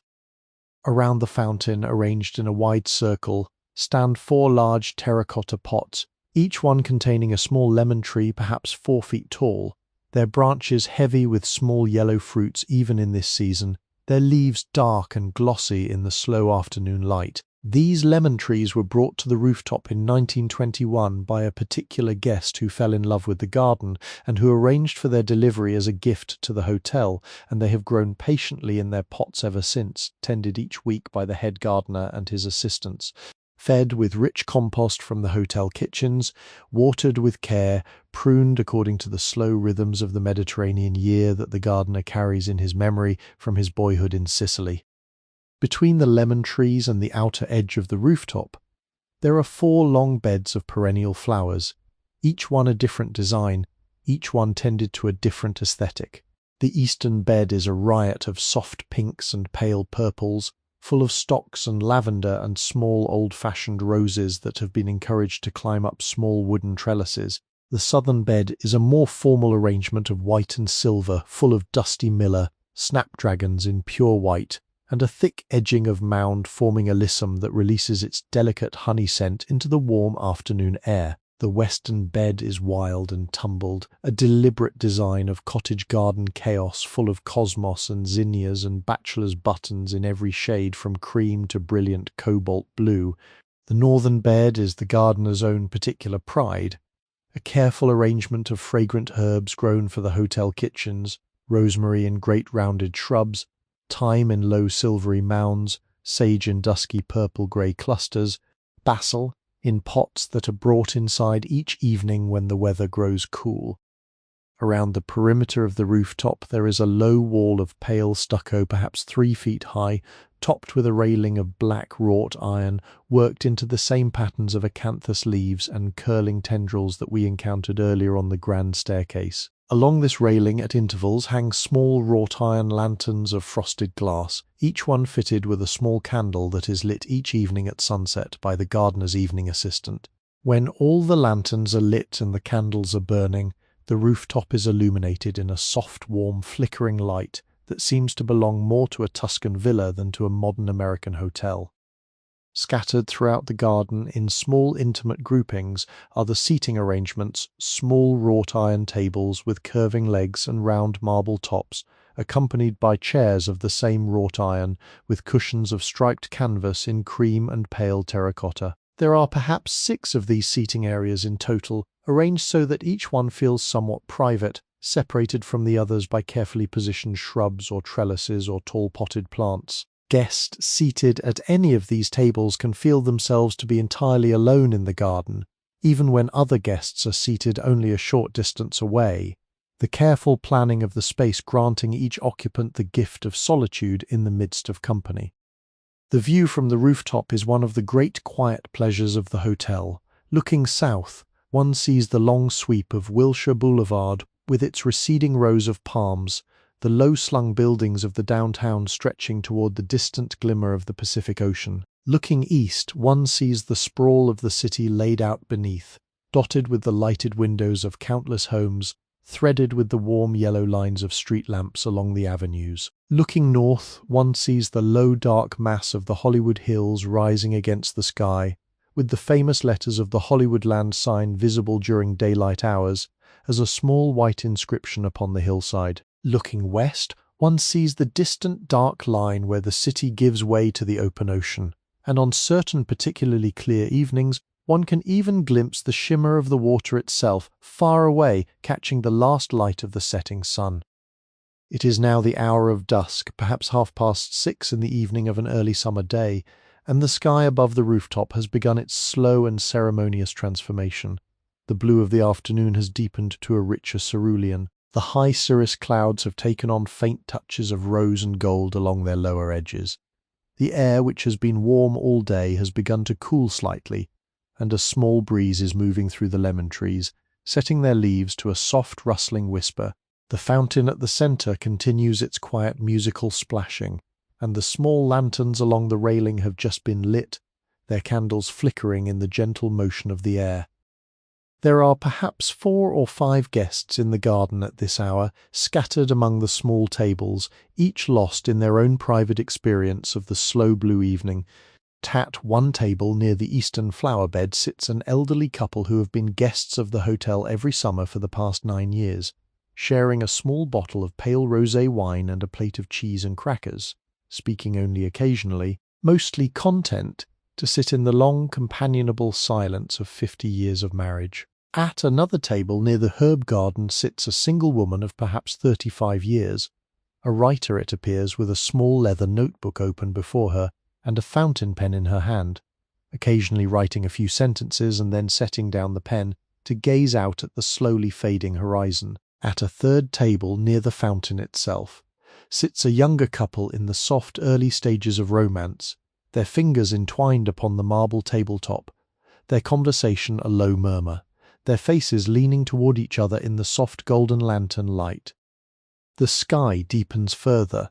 The rose touches at the cloud edges intensify into deeper crimsons, then begin to fade as the sun descends below the western horizon. Soft orange glow lingers along the line of the distant ocean, then slowly contracts, then thins to a single line of ember red, then disappears entirely, leaving only the deepening blue of the evening sky and the first faint emerging stars above. The air grows perceptibly cooler, and a few of the guests draw light shawls or jackets across their shoulders. The fountain continues to sing its small water song.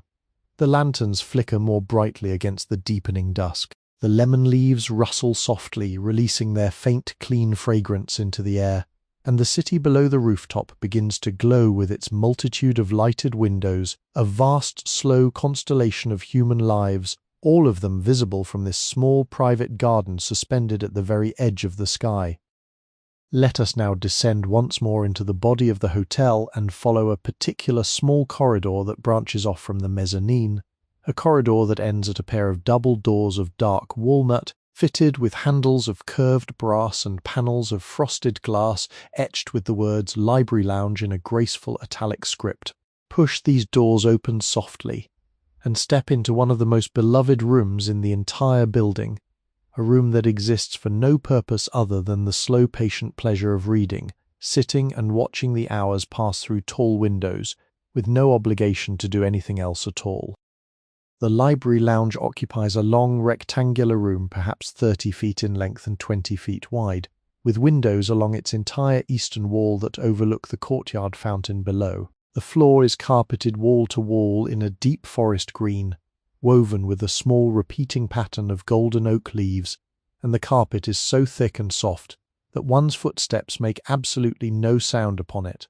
The walls of the room are lined floor to ceiling with bookshelves of dark mahogany, each shelf perfectly fitted to hold its particular collection of books, with small brass plaques along the edges identifying the categories and subcategories of the volumes within. The collection itself comprises perhaps 4,000 volumes gathered patiently over the past 2 decades by a series of head librarians, each of whom has added to the collection according to the tastes of their own time and the needs of the hotel's guests. There are shelves of fiction, both contemporary and classic, with the works of Edith Wharton and Henry James shelved alongside the newer volumes by Hemingway, Fitzgerald, and Willa Cather.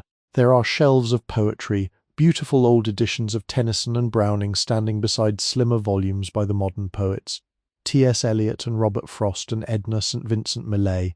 There are shelves of biography, of history, of travel, of philosophy, of natural science. There are shelves of plays, of essays, of letters, of journals. There are shelves of art books, large folio volumes containing reproductions of paintings and sculptures and photographs.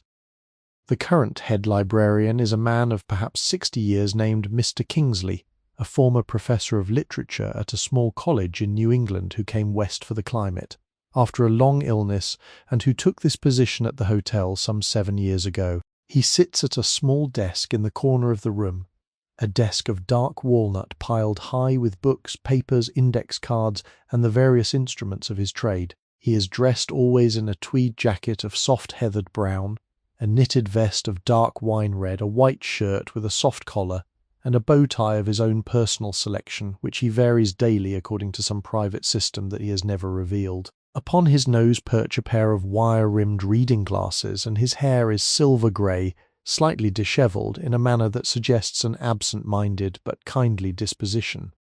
Mr. Kingsley knows the collection intimately, every shelf, every volume, every chipped corner and worn binding. He can tell a guest the precise location of any book in the room within 30 seconds of being asked, and he often makes recommendations to guests who approach him uncertainly, suggesting volumes that might suit their particular mood or interest. He has a remarkable gift for recommending the right book at the right moment, and many guests have come to trust his judgment so completely that they ask only the question, "What should I read this evening, Mr. Kingsley?" And he, after a moment of thoughtful consideration, will rise from his desk, walk to a particular shelf, withdraw a particular volume, and place it gently in the guest's hands with a small smile of quiet confidence.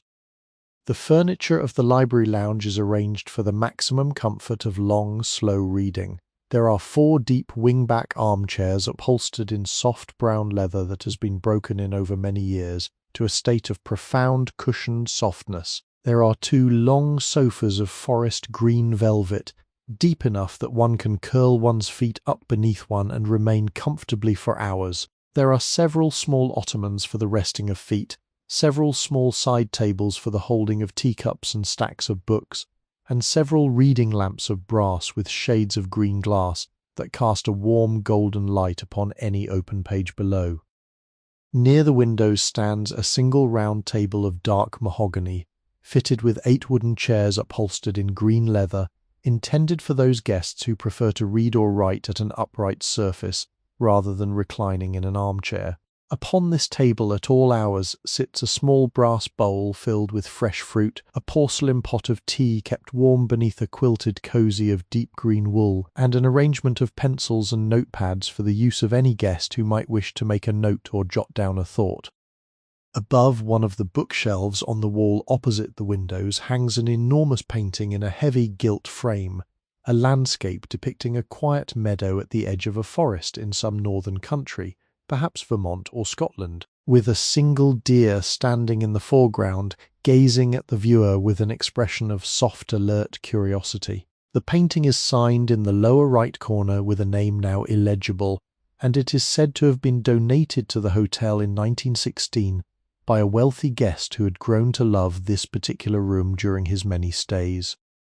The atmosphere of the library lounge is always one of profound, quiet conversations. When they occur, are conducted in soft whispers. Even the turning of pages seems to take on a particular gentleness, a slow, careful unfolding rather than a brisk flip. The ticking of the small clock upon the mantelpiece is often the loudest sound in the room, a steady, soft rhythm of seconds passing one after another.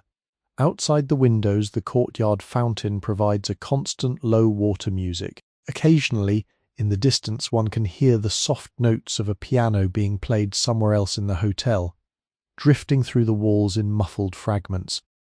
There are particular guests who come to this library lounge nearly every day during their stays, retreating here for an hour or two of perfect peace amidst the various social demands of their lives. There is, for example, a screenwriter named Mr. Edmonds who occupies the same wingback chair near the window every afternoon between 3 and 5, working on his current screenplay in a leather-bound notebook with a fountain pen, occasionally glancing up at the courtyard for inspiration, occasionally rising to fetch a particular volume from a particular shelf. There is a retired actress, Madame Chevalier, who comes to the library nearly every morning at 10 and remains for 2 hours, reading slowly through the works of Marcel Proust in the original French, sipping at a small cup of strong black coffee that the bellhop brings to her without needing to be asked. There is also a young man, perhaps 23 years old, who has been staying at the hotel for the past 2 months while attending some kind of business school in the city. He comes to the library every evening between 7 and 9, reading the contemporary novels with a fierce concentration, his brow furrowed, his lips occasionally moving silently as he forms the words. He is studying not only the stories but the very art of writing itself, hoping someday to write a novel of his own, and the library has become, for him, a kind of secret school more important than the official one he attends during the day. The library lounge has its own particular smell, a combination of old leather book bindings, the dry, warm scent of aged paper, the faint cedar fragrance of the bookshelves, the slow accumulating perfume of the green carpet, and beneath all these, the cool, clean trace of fresh air drifting in through the partially opened windows. To enter this room is to enter a kind of cathedral of slow time, a room dedicated to the long, patient work of reading, where the rest of the world seems to fade away, and where the only voices that speak are the voices of the writers whose words rest patiently between the covers of all those silent, waiting books. Mr. Kingsley closes the library at 10 o'clock each evening, walking slowly through the room, dimming the lamps one by one, pausing to straighten any chair that has been left askew, returning any book that has been left upon a side table to its proper shelf. He makes his last rounds with the unhurried grace of a man performing a ritual, then steps quietly out through the double doors, turns the small brass key in the lock, and walks slowly along the corridor to the staff staircase, leaving behind him the silent, dim room with its 4,000 sleeping books, all of them waiting patiently in the soft green darkness for the dawn of another day. Let us pause now in our wandering, dear listener, and allow our thoughts to drift slowly, as the smoke from a single candle drifts slowly upward through still air into a softer and more philosophical realm. There is a particular question that haunts the corridors of every old hotel, a question that has occurred to thoughtful guests for as long as there have been hotels at all, a question that asks itself again and again in the quiet hours between waking and sleeping. The question is this: what becomes of a room when the guest who occupies it has departed?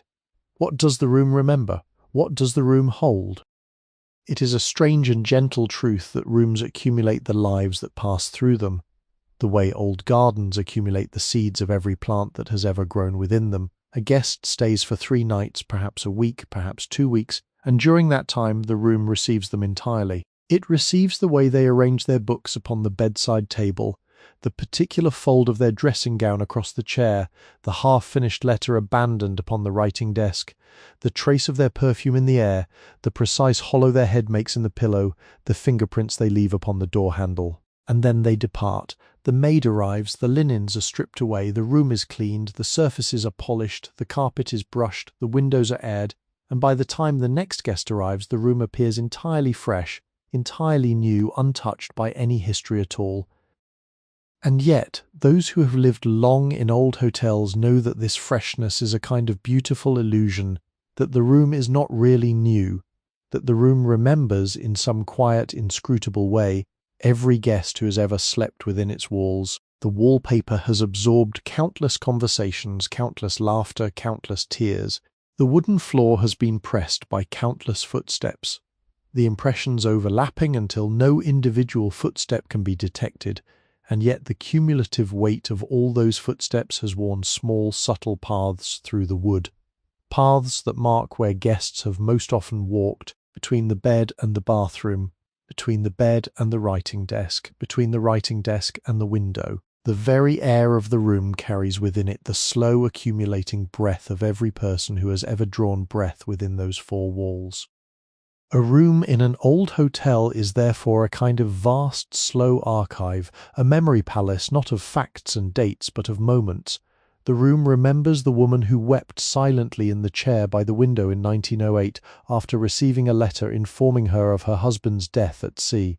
The room remembers the young man who proposed marriage to his sweetheart in 1914 upon the velvet sofa, who pulled a small velvet box from his coat pocket with trembling fingers, who slipped a small ring upon her finger as the late afternoon light streamed through the window and turned them both briefly golden. The room remembers the sleepless inventor who paced its floor through 3 consecutive nights in 1920, working out the design for some small mechanical device that would later make his fortune. The room remembers the quiet poet who lay upon the bed for an entire afternoon in 1925, watching the dust motes drift through a beam of sunlight, composing in her head a poem that she would never write down, and that no one would ever read.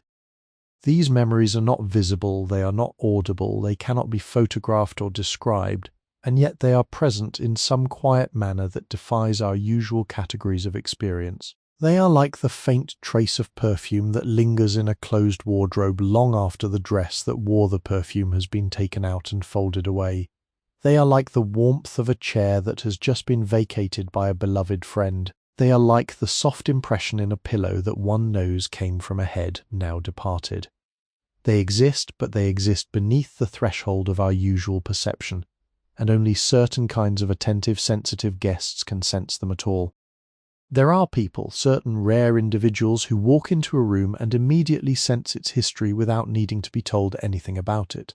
They feel the room's mood, its accumulated atmosphere, the residue of all that has happened within it. Some rooms feel happy to them, full of light laughter and contented memories.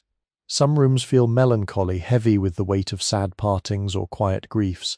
Some rooms feel restless, as though something unresolved still waits within them. Some rooms feel utterly peaceful, as though every guest who ever slept there had slept the deep, dreamless sleep of profound contentment. The hotel staff often notice that certain rooms are favoured by certain types of guests, and that the quality of the guests who occupy a room over many decades seems somehow to shape the room itself, to give it a particular mood that even an unsensitive visitor might dimly perceive.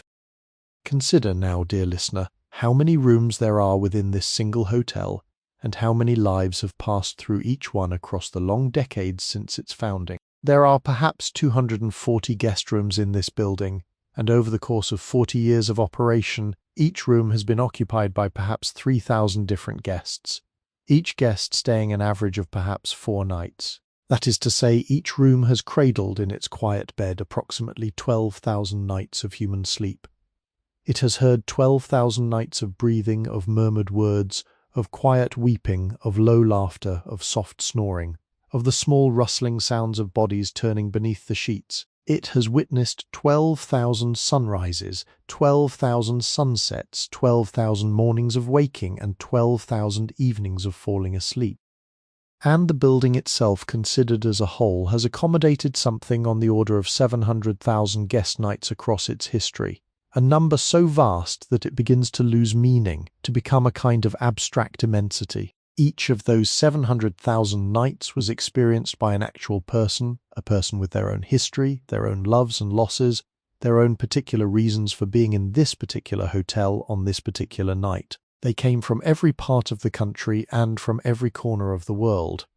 They came on business and on holiday, on honeymoons and on funerals, fleeing failures and seeking opportunities, escaping bad marriages and inaugurating new ones, recovering from illnesses and celebrating recoveries. They were old and young, rich and modestly off, famous and unknown, eccentric and conventional, lonely and beloved.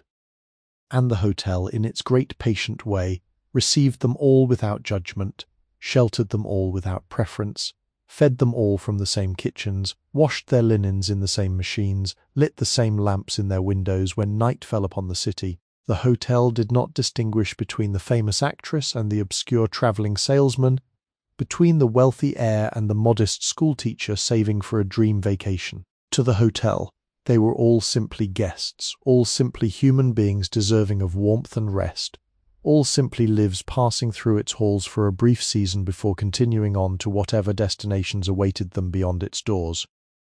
There is in this realization a particular kind of consolation. We are not the first to sleep beneath these ceilings, nor will we be the last. Our small worries and large hopes, our private joys and quiet sorrows are not unique. They have been felt before in this very room, perhaps, by countless others before us, and they will be felt again by countless others after we have departed. The hotel holds us gently within this great long human procession, makes us briefly part of something larger than ourselves, and then releases us back into our own lives, slightly altered by the experience, slightly comforted by the unspoken company of all those other guests we will never meet, who slept in these same beds, who dreamed in these same rooms, who watched the same dawn light come through the same windows on countless other mornings stretching backward into the patient past. And in this way we are reminded of a truth that is both humbling and consoling, that we are passing travellers, all of us, in rooms that will remain after we are gone, and that the rooms themselves are the truer protagonists of any history that includes them, the patient continuous witnesses to the brief flickering visitations of those who occupy them for a night, a week, a month, before moving on into whatever comes next. Let us continue in this contemplative mood, dear listener, and allow our thoughts to drift now toward another quiet and gentle theme, the theme of time itself as it is experienced within the walls of a great old building.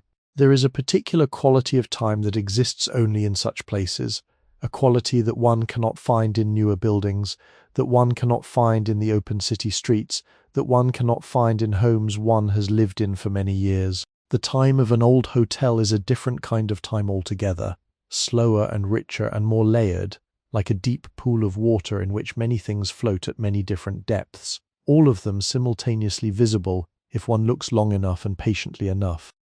In our ordinary lives, we are accustomed to thinking of time as a straight line, a relentless forward arrow that carries us from the past through the present and into the future. We mark our time by the calendar, by the clock, by the appointments we keep and the deadlines we must meet. We say things like, "I'm running late," or "Time flies," or "Where did the years go?" Time, in this common understanding, is something that passes, something that moves, something that is constantly slipping away from us and that we can never quite catch hold of. But in an old hotel, time begins to feel different. The clock on the wall above the front desk still ticks, of course, and the guests still keep their appointments and check in and check out at the appointed hours. But beneath the surface of this ordinary clock time there is a deeper time at work, a time that does not move in a straight line at all, but rather accumulates in layers like the rings within the trunk of a great old tree, each ring a year, each ring containing within itself all that happened during that year, all of those layers existing simultaneously within the present moment of the standing tree. Walk through the corridors of this hotel and you walk through such an accumulation. The carpet beneath your feet was woven in 1908 and has lain in this hallway every day since, witnessing every footstep, absorbing every spilled cup of coffee, every dropped earring, every dragged suitcase, every small crisis and every small triumph. The wallpaper above your head was hung in 1912 and has watched the slow procession of decades from its quiet vantage. The sconce on the wall was wired in 1920 and has illuminated the same circle of carpet every evening for 15 years. The brass plate on the door numbered 317 was cast in 1899 and has been touched by the fingertips of perhaps 30,000 different hands across its long, quiet life. When one stands in such a corridor, one stands not only in the present year but in all the previous years of the building, all of them folded into a single layered moment. The young woman walking past in her cloche hat and her silk stockings is a 1934 woman, but the carpet beneath her feet is a 1908 carpet, and the wallpaper she brushes past is a 1912 wallpaper, and the brass sconce illuminating her path was wired by the hands of a man who is now an old man living in retirement near the harbour, drinking coffee on a small porch each morning and watching the boats come in. The single moment of her walk through the corridor contains all of these histories layered together in space, if not in conscious experience. The architecture of an old hotel is, in this sense, a kind of architecture of time itself. The building is not merely a physical structure occupying physical space. It is also a temporal structure, a structure that organizes and contains time, that gathers many different times together into a single complex present. To walk through such a building is to walk through time as well as space, to move not only horizontally across distance but vertically through history, ascending and descending through the layers of decades the way one might ascend and descend through different floors of a vast building. There is, in this understanding, a particular kind of relief. Our own brief existences, which can sometimes feel so urgent, so consequential, so demanding of our complete attention, become quietly contextualized when we stand within such a building. We see that our concerns, however pressing they may seem to us, are passing concerns within a much longer timescale. The hotel has weathered the concerns of countless generations of guests, and it will weather countless more after we are gone. The corridor we walk down today was walked down by grandmothers in 1900, and will be walked down by great-grandchildren in 2000. And our own particular passage through it is simply one more small, slow moment in the long continuous experience of the corridor itself. This is not a melancholy thought, although it might seem at first to be one. There is a particular peace that comes with such a perspective, a particular relaxation of the small tense urgencies of daily life.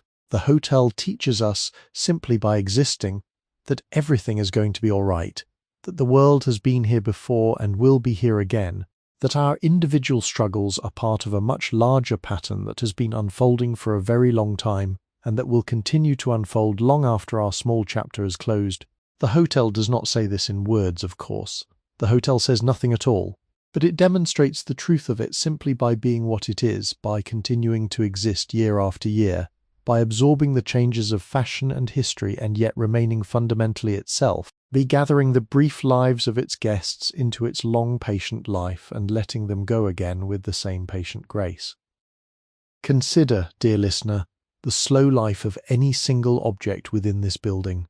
Consider the great chandelier in the lobby, those 900 crystal pendants that we observed at the beginning of our journey. Each of those pendants was cut and polished by a craftsman in Bohemia in the 1890s, packed in straw within a wooden crate, shipped across an ocean, transported across a continent, hung in this lobby in 1899, and there it has remained, swaying gently in the warm breezes that drift through the open doors, catching the light of the lobby's electric bulbs every evening for 35 years now. Imagine the slow accumulating life of a single such pendant. Imagine the millions of small moments it has caught and refracted in its patient crystal substance. Or consider the slow life of the great Persian rug that lies at the center of the lobby. It was woven in a small village in the mountains of northern Iran by a particular weaver whose name has been lost, who sat at her loom for perhaps 9 months, knotting each small wool thread by hand, working from a pattern handed down to her from her own mother and grandmother, eating her simple meals beside the loom, sleeping at night beside the loom, watching the snow fall outside her small window in winter and the wildflowers bloom in spring, finishing the rug at last and selling it to a merchant who carried it to Tehran, where it was sold to another merchant who shipped it to Istanbul, where it was sold to yet another merchant who shipped it to New York, where it was bought at last by an agent of this hotel and shipped across the country to be laid here in this lobby, where it has rested for the past 33 years, absorbing the footsteps of countless guests faded slightly by the western sun, accumulating its slow history without complaint. Such considerations, when allowed to unfold slowly in the mind, produce a particular kind of meditative serenity. They remind us that we are participants in something much larger than our own brief lives, that we are inheritors of countless slow patient labours performed by those who came before us, that we are passengers in vehicles of beauty that were built by hands, whose work we can scarcely imagine, that we are sheltered beneath ceilings raised by craftsmen we will never meet, that we are warmed by lights wired by electricians long since departed, that we are fed by harvests grown in fields ploughed by farmers whose names we will never know, The hotel reveals to us that we live, all of us, within a vast, ongoing collaboration that extends backward and forward across the generations, and that our small participation in this collaboration is its own quiet privilege, its own quiet honor, own quiet form of belonging to the long human family of those who have ever sought shelter beneath a roof. Let us now allow our thoughts to settle into yet another gentle current, dear listener, and turn our attention to the particular beauty that resides in the small daily things of life within this old hotel. There is a temptation, when describing such a place, to focus only upon the grand and the magnificent, upon the great chandelier and the sweeping marble staircase and the painted ceiling of the dining room. But the truth of life within these walls is that its richest beauties are found not in such grand gestures, but in the smallest of daily details, the tiny moments that pass almost unnoticed, the slight gestures and small objects that accumulate day by day into the actual texture of an experienced life. Consider, for instance, the simple act of placing a teaspoon upon a saucer. In most of life, this is a gesture so small as to be entirely beneath notice, performed unconsciously by the hand without thought. But in a great old hotel where every detail has been considered and refined across decades of patient practice, even this smallest of gestures becomes a small ceremony of grace. The saucer is of fine bone china, weighing perhaps 2 ounces, edged in a delicate pattern of pale gold. The teaspoon is of solid silver, carved with a small scrolling pattern at the end of its handle, weighing perhaps half an ounce. When the spoon is placed upon the saucer, there is a small particular sound, a soft single chime, neither too sharp nor too dull, that sound being the result of the precise weight of the silver meeting the precise resonance of the china, sound that has been refined across hundreds of years of European craftsmanship to produce this exact pleasing note. To pause for a single moment and notice this sound is to enter, briefly, into a world of attentive appreciation that the hurry of ordinary life rarely permits. Or consider the simple matter of folding a napkin. The napkin is a square of white damask, perhaps 18 inches across, woven in a faint pattern of stylized roses. It has been laundered, ironed, starched lightly, and folded by the hands of a woman in the laundry many floors below. The folding is not random. It follows a particular pattern, perhaps the simple square fold of luncheon, perhaps the more elaborate fan fold reserved for dinner, perhaps the bishop's mitre fold for special occasions.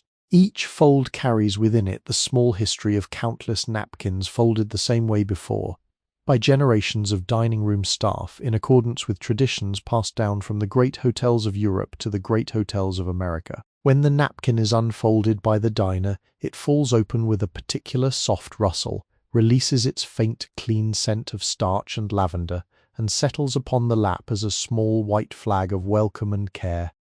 Or consider the act of striking a match. In one of the small smoking lounges of the hotel, set apart from the main lobby, for those guests who prefer to smoke in privacy, there is a small porcelain dish of safety matches resting beside a small brass striker. To strike a match in this dish is to perform a small ritual that has been performed in this very room thousands upon thousands of times before. The match is drawn from the dish, struck across the rough surface of the striker, flares briefly into a small bright flame, releases its faint sulphurous fragrance into the air, and is then carried to the tip of a cigarette, where it ignites the tobacco and is then shaken out and laid carefully upon a small ashtray of cut crystal. The entire sequence takes perhaps 3 seconds, but those 3 seconds contain within them a small complete experience of colour, sound, scent, and gesture that would not exist at all in a less considered environment. The hotel is full of such small considered moments.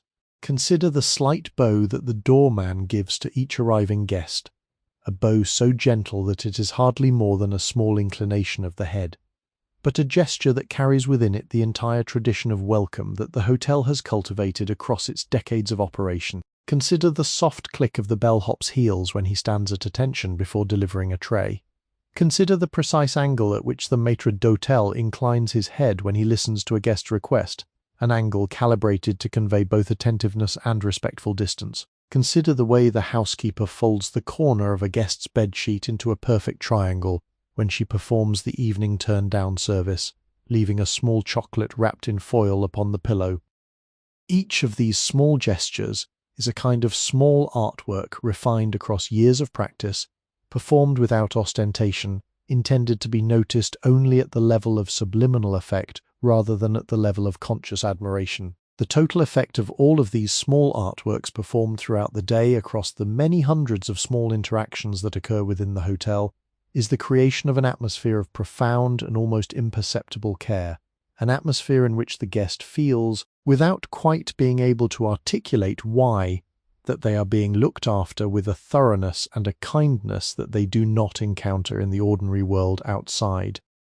There is in this attention to small details a particular philosophical position about the nature of life itself. The hotel suggests, simply by its operation, that life is most fully lived when one attends to its smallest moments rather than rushing past them in pursuit of larger ones. The grand events of life, the weddings and the promotions and the great trips and the major celebrations, are relatively few, but the small moments of life, the cup of tea in the afternoon, the napkin unfolded at dinner, the door opened by a kind hand, the bedsheet drawn back by a thoughtful housekeeper, these small moments are nearly innumerable, and they constitute the actual fabric of our daily existence. To attend to them with care, to perform them with grace, to notice them with appreciation, is to live more fully in the medium of one's actual life, rather than in the imagined medium of a more important life that always seems to lie just beyond the present moment.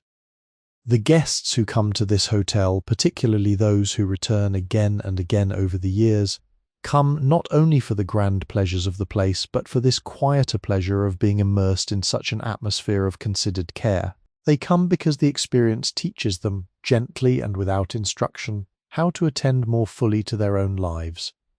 They go home from the hotel and they begin to notice in their own kitchens the particular sound of a teaspoon meeting a saucer. They begin to fold their own napkins with slightly more care. They begin to draw the curtains in their own bedrooms with slightly more grace. The hotel has given them, without their quite realizing it, a small lesson in the art of attentive living, and they carry this lesson home with them and continue to apply it for weeks or months until the press of ordinary life slowly erodes it again, at which point they return to the hotel for another small immersion, another small refresher course in the art of slow attention. There is in this exchange a kind of gentle reciprocity. The hotel teaches the guests, and the guests, simply by being guests, give the hotel its purpose. The two are entwined in a long, quiet collaboration, a slow mutual cultivation of attention, an unspoken agreement to value the small details of life. The dining room staff polish the silver each night, not because anyone has commanded them to, but because they understand that polished silver gleaming in the candlelight is part of the quiet contract between the hotel and its guests. The housekeepers iron the sheets each day, not because anyone has demanded it, but because they understand that crisp sheets are part of the small kindnesses that the hotel offers to those who sleep within its walls. The bellhops shine their shoes each morning, not because they will be inspected, but because they understand that shined shoes are part of the small dignity of their work, a dignity that is conferred upon them precisely by the act of attending to such small details. In all of these ways, the old hotel functions as a kind of slow-living school, a place where the art of paying attention is taught not through lectures or instructions, but through the simple experience of being immersed in an environment where attention is everywhere on display. To live within these walls for even a few days is to begin, despite oneself, to slow down, to notice more, to appreciate the small textures and tones and gestures of the daily world, and to leave is to carry away with one a small invisible souvenir, a slightly altered way of being in time, a slightly deepened capacity for the pleasures of small things, a small gentle gift that the hotel offers to all who pass through its patient, gracious doors. Let us now drift, dear listener, into one final philosophical eddy, one last quiet pool of reflection before we begin our slow descent towards sleep. Let us consider for a few unhurried moments the strange persistent nature of memory as it exists within an old hotel, the way certain images and impressions and small gestures linger in the rooms long after the persons who occasioned them have departed, the way the building itself becomes a kind of vast, slow library of remembered moments, holding within its walls 1,000 tiny histories that no one will ever quite fully tell. There is a particular elderly gentleman who has been a guest of this hotel for the past 41 years, ever since he first arrived as a young man of 23 on a business trip from Cleveland. He is now 64 years old, a widower, and he comes to the hotel 3 times each year, always staying in the same room. Room number 214 on the 2nd floor, always for a period of 2 weeks. He has watched the hotel age along with himself, has watched the carpets be replaced and then replaced again, has watched generations of staff come and retire and be replaced by their successors, has watched the great elm tree in the courtyard grow from a sapling planted in 1903 to the magnificent shade-bearing presence it has become today. When this gentleman walks through the lobby, he walks not only through the present lobby, but through every previous lobby he has known here. The lobby of 1903 when he first arrived as a young man, the lobby of 1912 when he came on his honeymoon with his new bride, the lobby of 1923 when he returned with their young son who was then 5 years old, the lobby of 1929 when he came alone to recover from a particularly difficult period in his business affairs, the lobby of 1933 when he came after his wife's death to seek comfort in the familiar surroundings of a place where so many happy memories had been formed. All of these previous lobbies exist for him simultaneously with the present lobby, layered one upon another like translucent transparencies, and he walks through them all at once each time he enters the building. This is true in varying degrees for all of the long-time guests of the hotel. They carry with them their personal histories of the place, their accumulated layers of remembered moments, and these personal histories transform the building, for each of them, into something far more meaningful than a mere collection of rooms and corridors. The dining room, for one elderly guest, is the place where he proposed to his wife 45 years ago, at a particular corner table by the window. For another, the dining room is the place where she dined alone, on the night her father died, taking quiet comfort in the soft music and the gentle service. For yet another, the dining room is the place where he conducted the most important business meeting of his career, sealing a deal that would shape the rest of his professional life. Each guest carries within them their own complete map of the hotel, a map that overlays the physical building with a personal geography of meaningful locations. For one guest, the rooftop garden is the place where his daughter, now grown and married, first kissed her husband under the lemon trees in 1928. For another, the library lounge is the place where she received the news of her brother's recovery from a long illness, reading the telegram in the quiet green light beside the window. For yet another, the beauty salon is the place where she emerged from a long period of grief in 1931, allowing herself to be made beautiful again for the first time in 2 years. These layered memories give the hotel a kind of double existence. There is the physical hotel that exists in the present moment, the hotel of carpets and chairs and lamps and clocks, the hotel that any visitor can see and touch, and there is the remembered hotel that exists in the minds of all of its long-time guests, the hotel of countless particular moments held in countless particular memories, a hotel that is in some sense the truer hotel, the hotel that gives the physical building its actual significance, the hotel that turns a mere arrangement of rooms into a beloved place, a place worth returning to, a place worth weeping for, when at last one knows one will not return again. The staff of the hotel are participants in this double existence as well. The housekeeper, who has worked at the hotel for 30 years, remembers the rooms not only as they are, but as they have been across her long career. She remembers the room where a famous actress threw a glass of wine against the wall in 1919, leaving a stain that took weeks to remove. She remembers the room where a quiet gentleman left an envelope on the bedside table in 1924, an envelope addressed to his wife that, as it turned out, contained a poem of remarkable tenderness that the staff carefully forwarded to the address inside. She remembers the room where in 1928 an elderly woman stayed for 3 weeks alone, who took most of her meals in her room, who never spoke much to anyone, but who left a generous tip and a handwritten note thanking the staff for the kindness of the silence they had granted her. These are the small histories that the staff carry within them, histories that they rarely share with anyone, histories that exist only in their private memories and that will be lost when they themselves at last retire and pass on. Each long-time staff member is a kind of unwritten book of stories about the hotel. a book that few will ever read, a book whose pages are slowly fading even as they stand at their posts performing their daily duties. The hotel manager has, on certain quiet evenings, sat down with various retired staff members and tried to record some of these stories, but the project always feels insufficient, the recorded stories always seeming somehow flat compared to the way they live in the original memory of the person who experienced them. There is, in all of this, a particular tenderness that anyone who loves old places must feel. The hotel holds within itself a vast accumulating richness of stories and memories and meanings, but this richness is fundamentally invisible, fundamentally fragile, fundamentally bound up with the lives of particular individuals who themselves are passing through the world only briefly.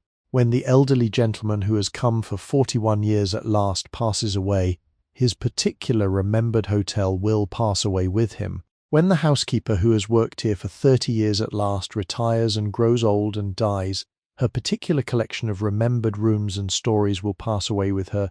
The physical hotel will continue, will be dusted and polished and maintained for many more decades to come. But the layered memorial hotel will be constantly losing its old layers and gaining new ones.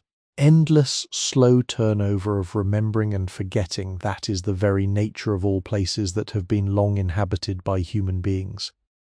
There is something both melancholy and consoling in this thought. It is melancholy because so much beauty is being lost continuously, beauty that no one will ever quite know was lost, the small particular tendernesses of a particular guest's experience, the small particular kindnesses of a particular staff member's career, the small particular conversations and gestures and moments that constituted the actual rich texture of life within these walls across the long decades of operation.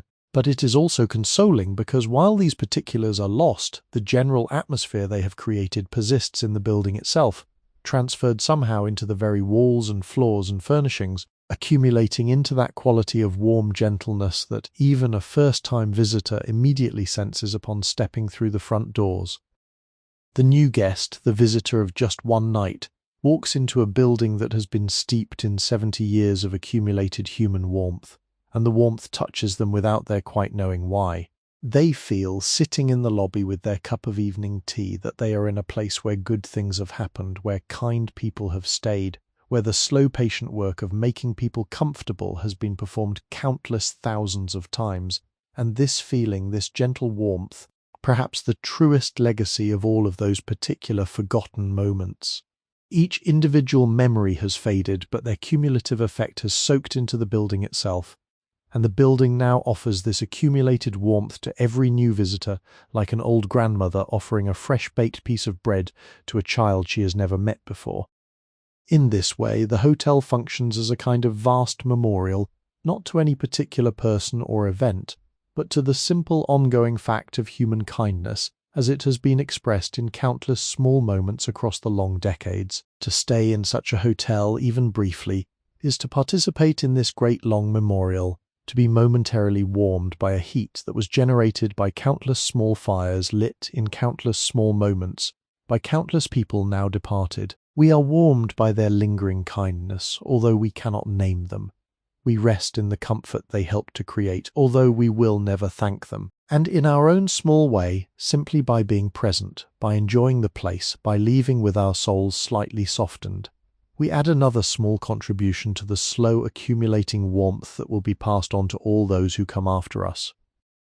Let us now begin, dear listener, our slow, gentle descent towards sleep, drifting back through the hotel one final time, observing the gradual softening of all things as evening deepens into late evening and late evening deepens at last into night. The hour now is nearly 11, and the hotel has begun its slow nightly transformation, a transformation as gradual and inevitable as the closing of a great flower at the end of a long sunny day. The lobby is no longer crowded as it was at the dinner hour. There are perhaps a dozen guests scattered among the velvet chairs, speaking now in lower voices, their conversations softer, their gestures slower, their faces touched by the warm low light of the chandelier above them.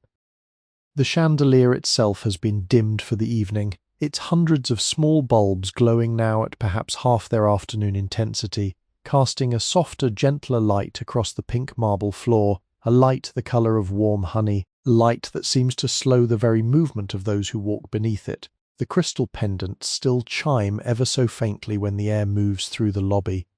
But the air is quieter now. The doors are mostly closed against the cool night, and the chiming is softer, fewer, like the occasional notes of a slowly winding music box in another room. The pianist in the lounge, Mr. Ellsworth, has begun to play his quietest pieces of the evening, the long, slow nocturnes by Chopin, the dreamy meditations by Erik Satie, the soft melodies of his own composition that sound as though they were composed specifically for the hour of approaching sleep. His hands move slowly across the keyboard, the notes spaced widely apart, each note allowed to linger for a long, quiet moment before the next note arrives.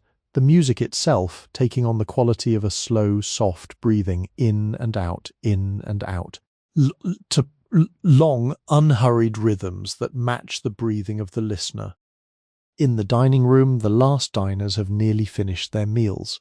The maître d'hôtel moves slowly between the few remaining tables, inquiring softly whether anything else is needed, accepting payments with quiet gratitude, bowing as the last guests rise and move slowly toward the lobby. The waiters have begun to clear the tables of the departed diners, working in a slower, more deliberate manner now, their motions suited to the late hour. The candles in their crystal holders are burning low, and as each table is cleared, the candle is gently extinguished with a small silver snuffer, releasing a soft trail of pale smoke that drifts upward through the dim air. In the kitchens far below, the cooks have nearly finished their evening labours. The great copper pots have been scrubbed and hung on their hooks. The cutting boards have been wiped down and stood on edge to dry. The remaining food has been wrapped in linen and stored in the great walk-in coolers. The chef de cuisine moves slowly through his domain, performing his final inspection, dimming the lights one bank at a time, until at last the kitchen rests in dim red emergency lighting, and the long day's work has ended. In the corridors of the upper floors, the bellhops are making their final rounds, attending to the last small requests of the evening. Guest in room 312 has asked for a glass of warm milk, and a young bellhop named Reginald carries it carefully on a small silver tray, the white liquid warming the porcelain through, a small linen napkin folded beside it, a single tiny biscuit upon a small saucer. He walks the long corridor with his characteristic quiet step, the deep red carpet absorbing all sound, the small wall sconces casting their honey-coloured pools of light across his path. In the rooms themselves, the long ritual of preparing for sleep is slowly unfolding behind countless walnut doors. In one room, a woman is removing her makeup before her dressing table mirror, the soft cotton ball moving in slow, gentle circles across her cheeks, the cold cream releasing its faint floral perfume into the air. In another room, a man is undressing for bed, hanging his suit jacket carefully on a wooden hanger, placing his shoes side by side beneath the chair, draping his trousers over the trouser press that the hotel provides in every room. In a third room, an elderly couple is reading silently in bed, side by side, each of them with a small reading lamp casting a warm pool of light upon their respective books. Occasionally one of them will turn a page, occasionally the other will adjust their pillow, but mostly they read in long companionable silence. The housekeeping staff have completed their evening rounds, performing the turn-down service in each occupied room. They have folded back the corner of each bedsheet into a perfect triangle, leaving the bed visibly inviting. They have fluffed the pillows. They have placed a small chocolate wrapped in foil upon each pillow. They have closed the curtains and dimmed the bedside lamp to its lowest setting. They have left a small card upon the bedside table bearing the next morning's weather forecast and the time of sunrise. They have moved through their work with such quietness that most guests do not even hear them enter and exit, finding the room transformed upon their return as though by some gentle nightly magic. Outside the hotel, the boulevard is growing quieter.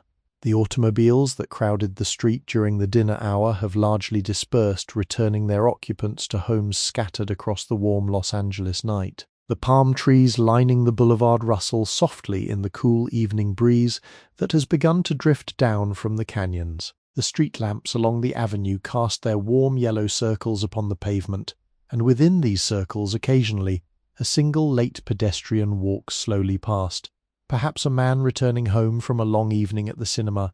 Perhaps a young couple walking arm in arm, their conversation low and intimate. The night clerk at the front desk, a quiet man named Mr. Halloran, who has worked the night shift for the past 11 years, has assumed his post for the evening.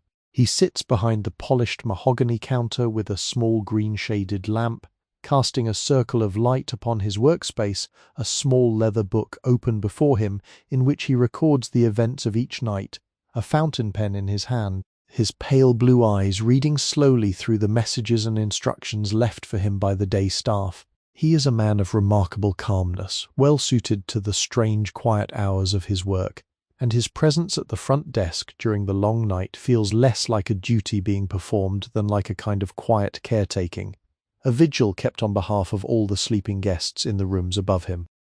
The grandfather clock in the lobby strikes 11, its deep, mellow tone reverberating through the great room, 11 slow beats spaced out at long intervals, each beat seeming to mark not only the hour but a small soft step in the larger descent toward midnight.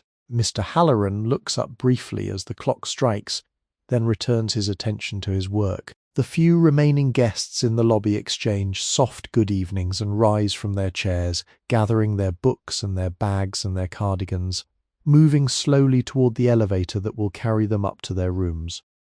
The elevator itself, an old hand-operated device of polished brass and dark walnut paneling, is operated at this hour by an elderly attendant named Mr. Pemberton, who has run this elevator every evening for the past 19 years. He sits upon a small folding stool inside the elevator car, rising politely as each passenger enters, asking quietly which floor they desire, closing the brass-grated door with practiced grace, operating the lever that controls the slow ascent. The elevator rises with a soft mechanical hum, the cables sighing gently in their shaft, the floors ticking past one by one as a small brass arrow on a circular dial indicates the current position. The hotel breathes slower now, deeper now, like a great patient creature settling into the long, drowsy quiet of its nightly rest. Lights are being turned off one by one in various rooms throughout the building. Curtains are being drawn closed, beds are being entered. The total volume of human activity within the building is gradually diminishing as the hour approaches midnight, and the long hush of the night begins to gather itself around the great old structure like a soft enveloping blanket. In the courtyard fountain, the water continues its quiet musical splashing, but now there is no one to hear it but the night gardener performing his final round, walking slowly past the flower beds with his small lantern, ensuring that all is well, that no plant is in need of water, that no candle has been left burning unattended. He moves through the courtyard with the unhurried grace of a man who has performed this exact round thousands of times before, and he knows every tile and every leaf and every petal as intimately as he knows his own hands. The hotel is descending now toward its deepest and most peaceful hours, the long, slow midnight quiet during which it rests most fully into itself, and we, dear listener, are drifting along with it, slipping deeper and deeper into the gentle blue-black ocean of evening, our breath becoming slower, taut shoulders becoming heavier, our minds becoming softer, every small detail of the hotel becoming a small soft pillow upon which our awareness can rest. And now, dear listener, we come to the gentlest part of our long journey through this old hotel, the slow, soft fading away of all things into the warm darkness of perfect rest.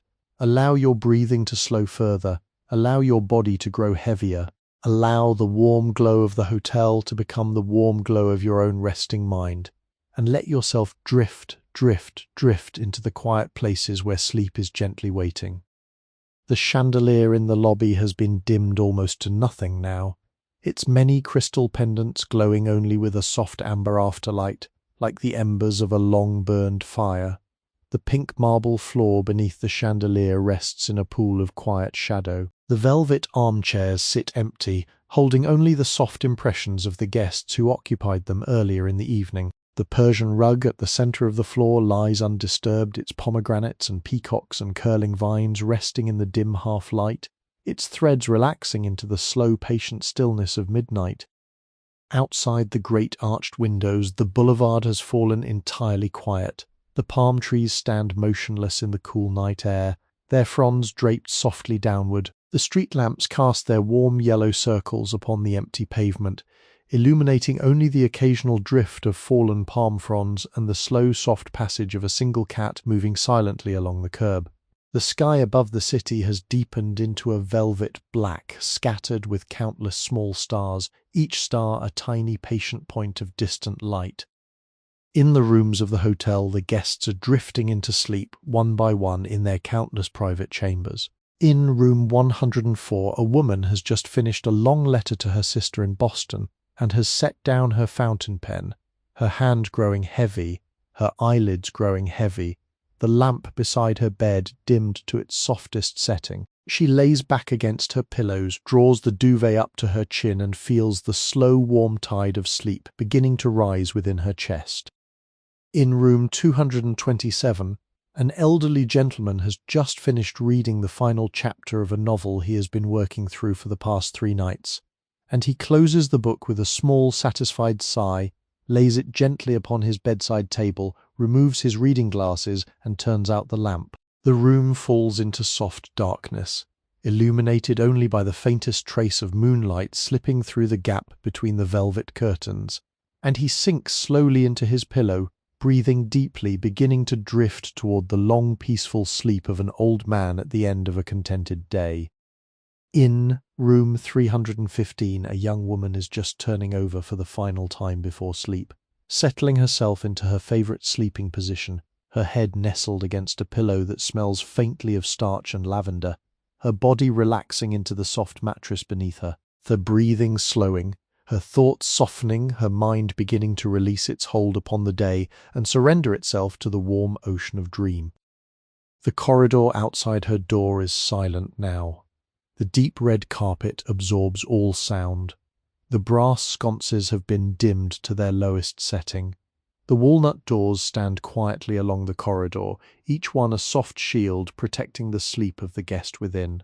The great old building breathes slowly around its sleeping inhabitants, the way a patient mother breathes slowly around her sleeping children, holding them all in its warm, protective embrace. Down in the kitchens, the long counters gleam in the dim red emergency light. The copper pots hang on their hooks like quiet sleeping creatures. The walk-in coolers hum softly in their corners. The great brass coffee urn, polished and emptied, sits in its accustomed place, ready for the dawn when it will once again begin its day of warm, generous service. In the laundry, the great washing machines stand silent in their row. The mangle presses rest with their rollers cool. The ironing boards are folded against the wall. The folding tables are bare. The whole vast humid room sleeps along with its workers, who have long since departed to their homes scattered across the city. In the library lounge, the 4,000 books rest patiently upon their shelves, each one a small sleeping universe of words and ideas, waiting silently for the next morning when some guest might enter, draw one of them from its shelf, and bring its sentences back into the breathing world for an afternoon of quiet reading. In the beauty salon, the chairs of rose-pink velvet stand empty before the silent mirrors. The silver-handled hairbrushes lie in their neat rows on the marble counters. The bottles of setting lotion rest with their small caps tightly closed. The whole pretty room sleeps in the dimness, ready for the next day's gentle ministrations. On the rooftop, the lemon trees rest in their terracotta pots beneath the cool starlight.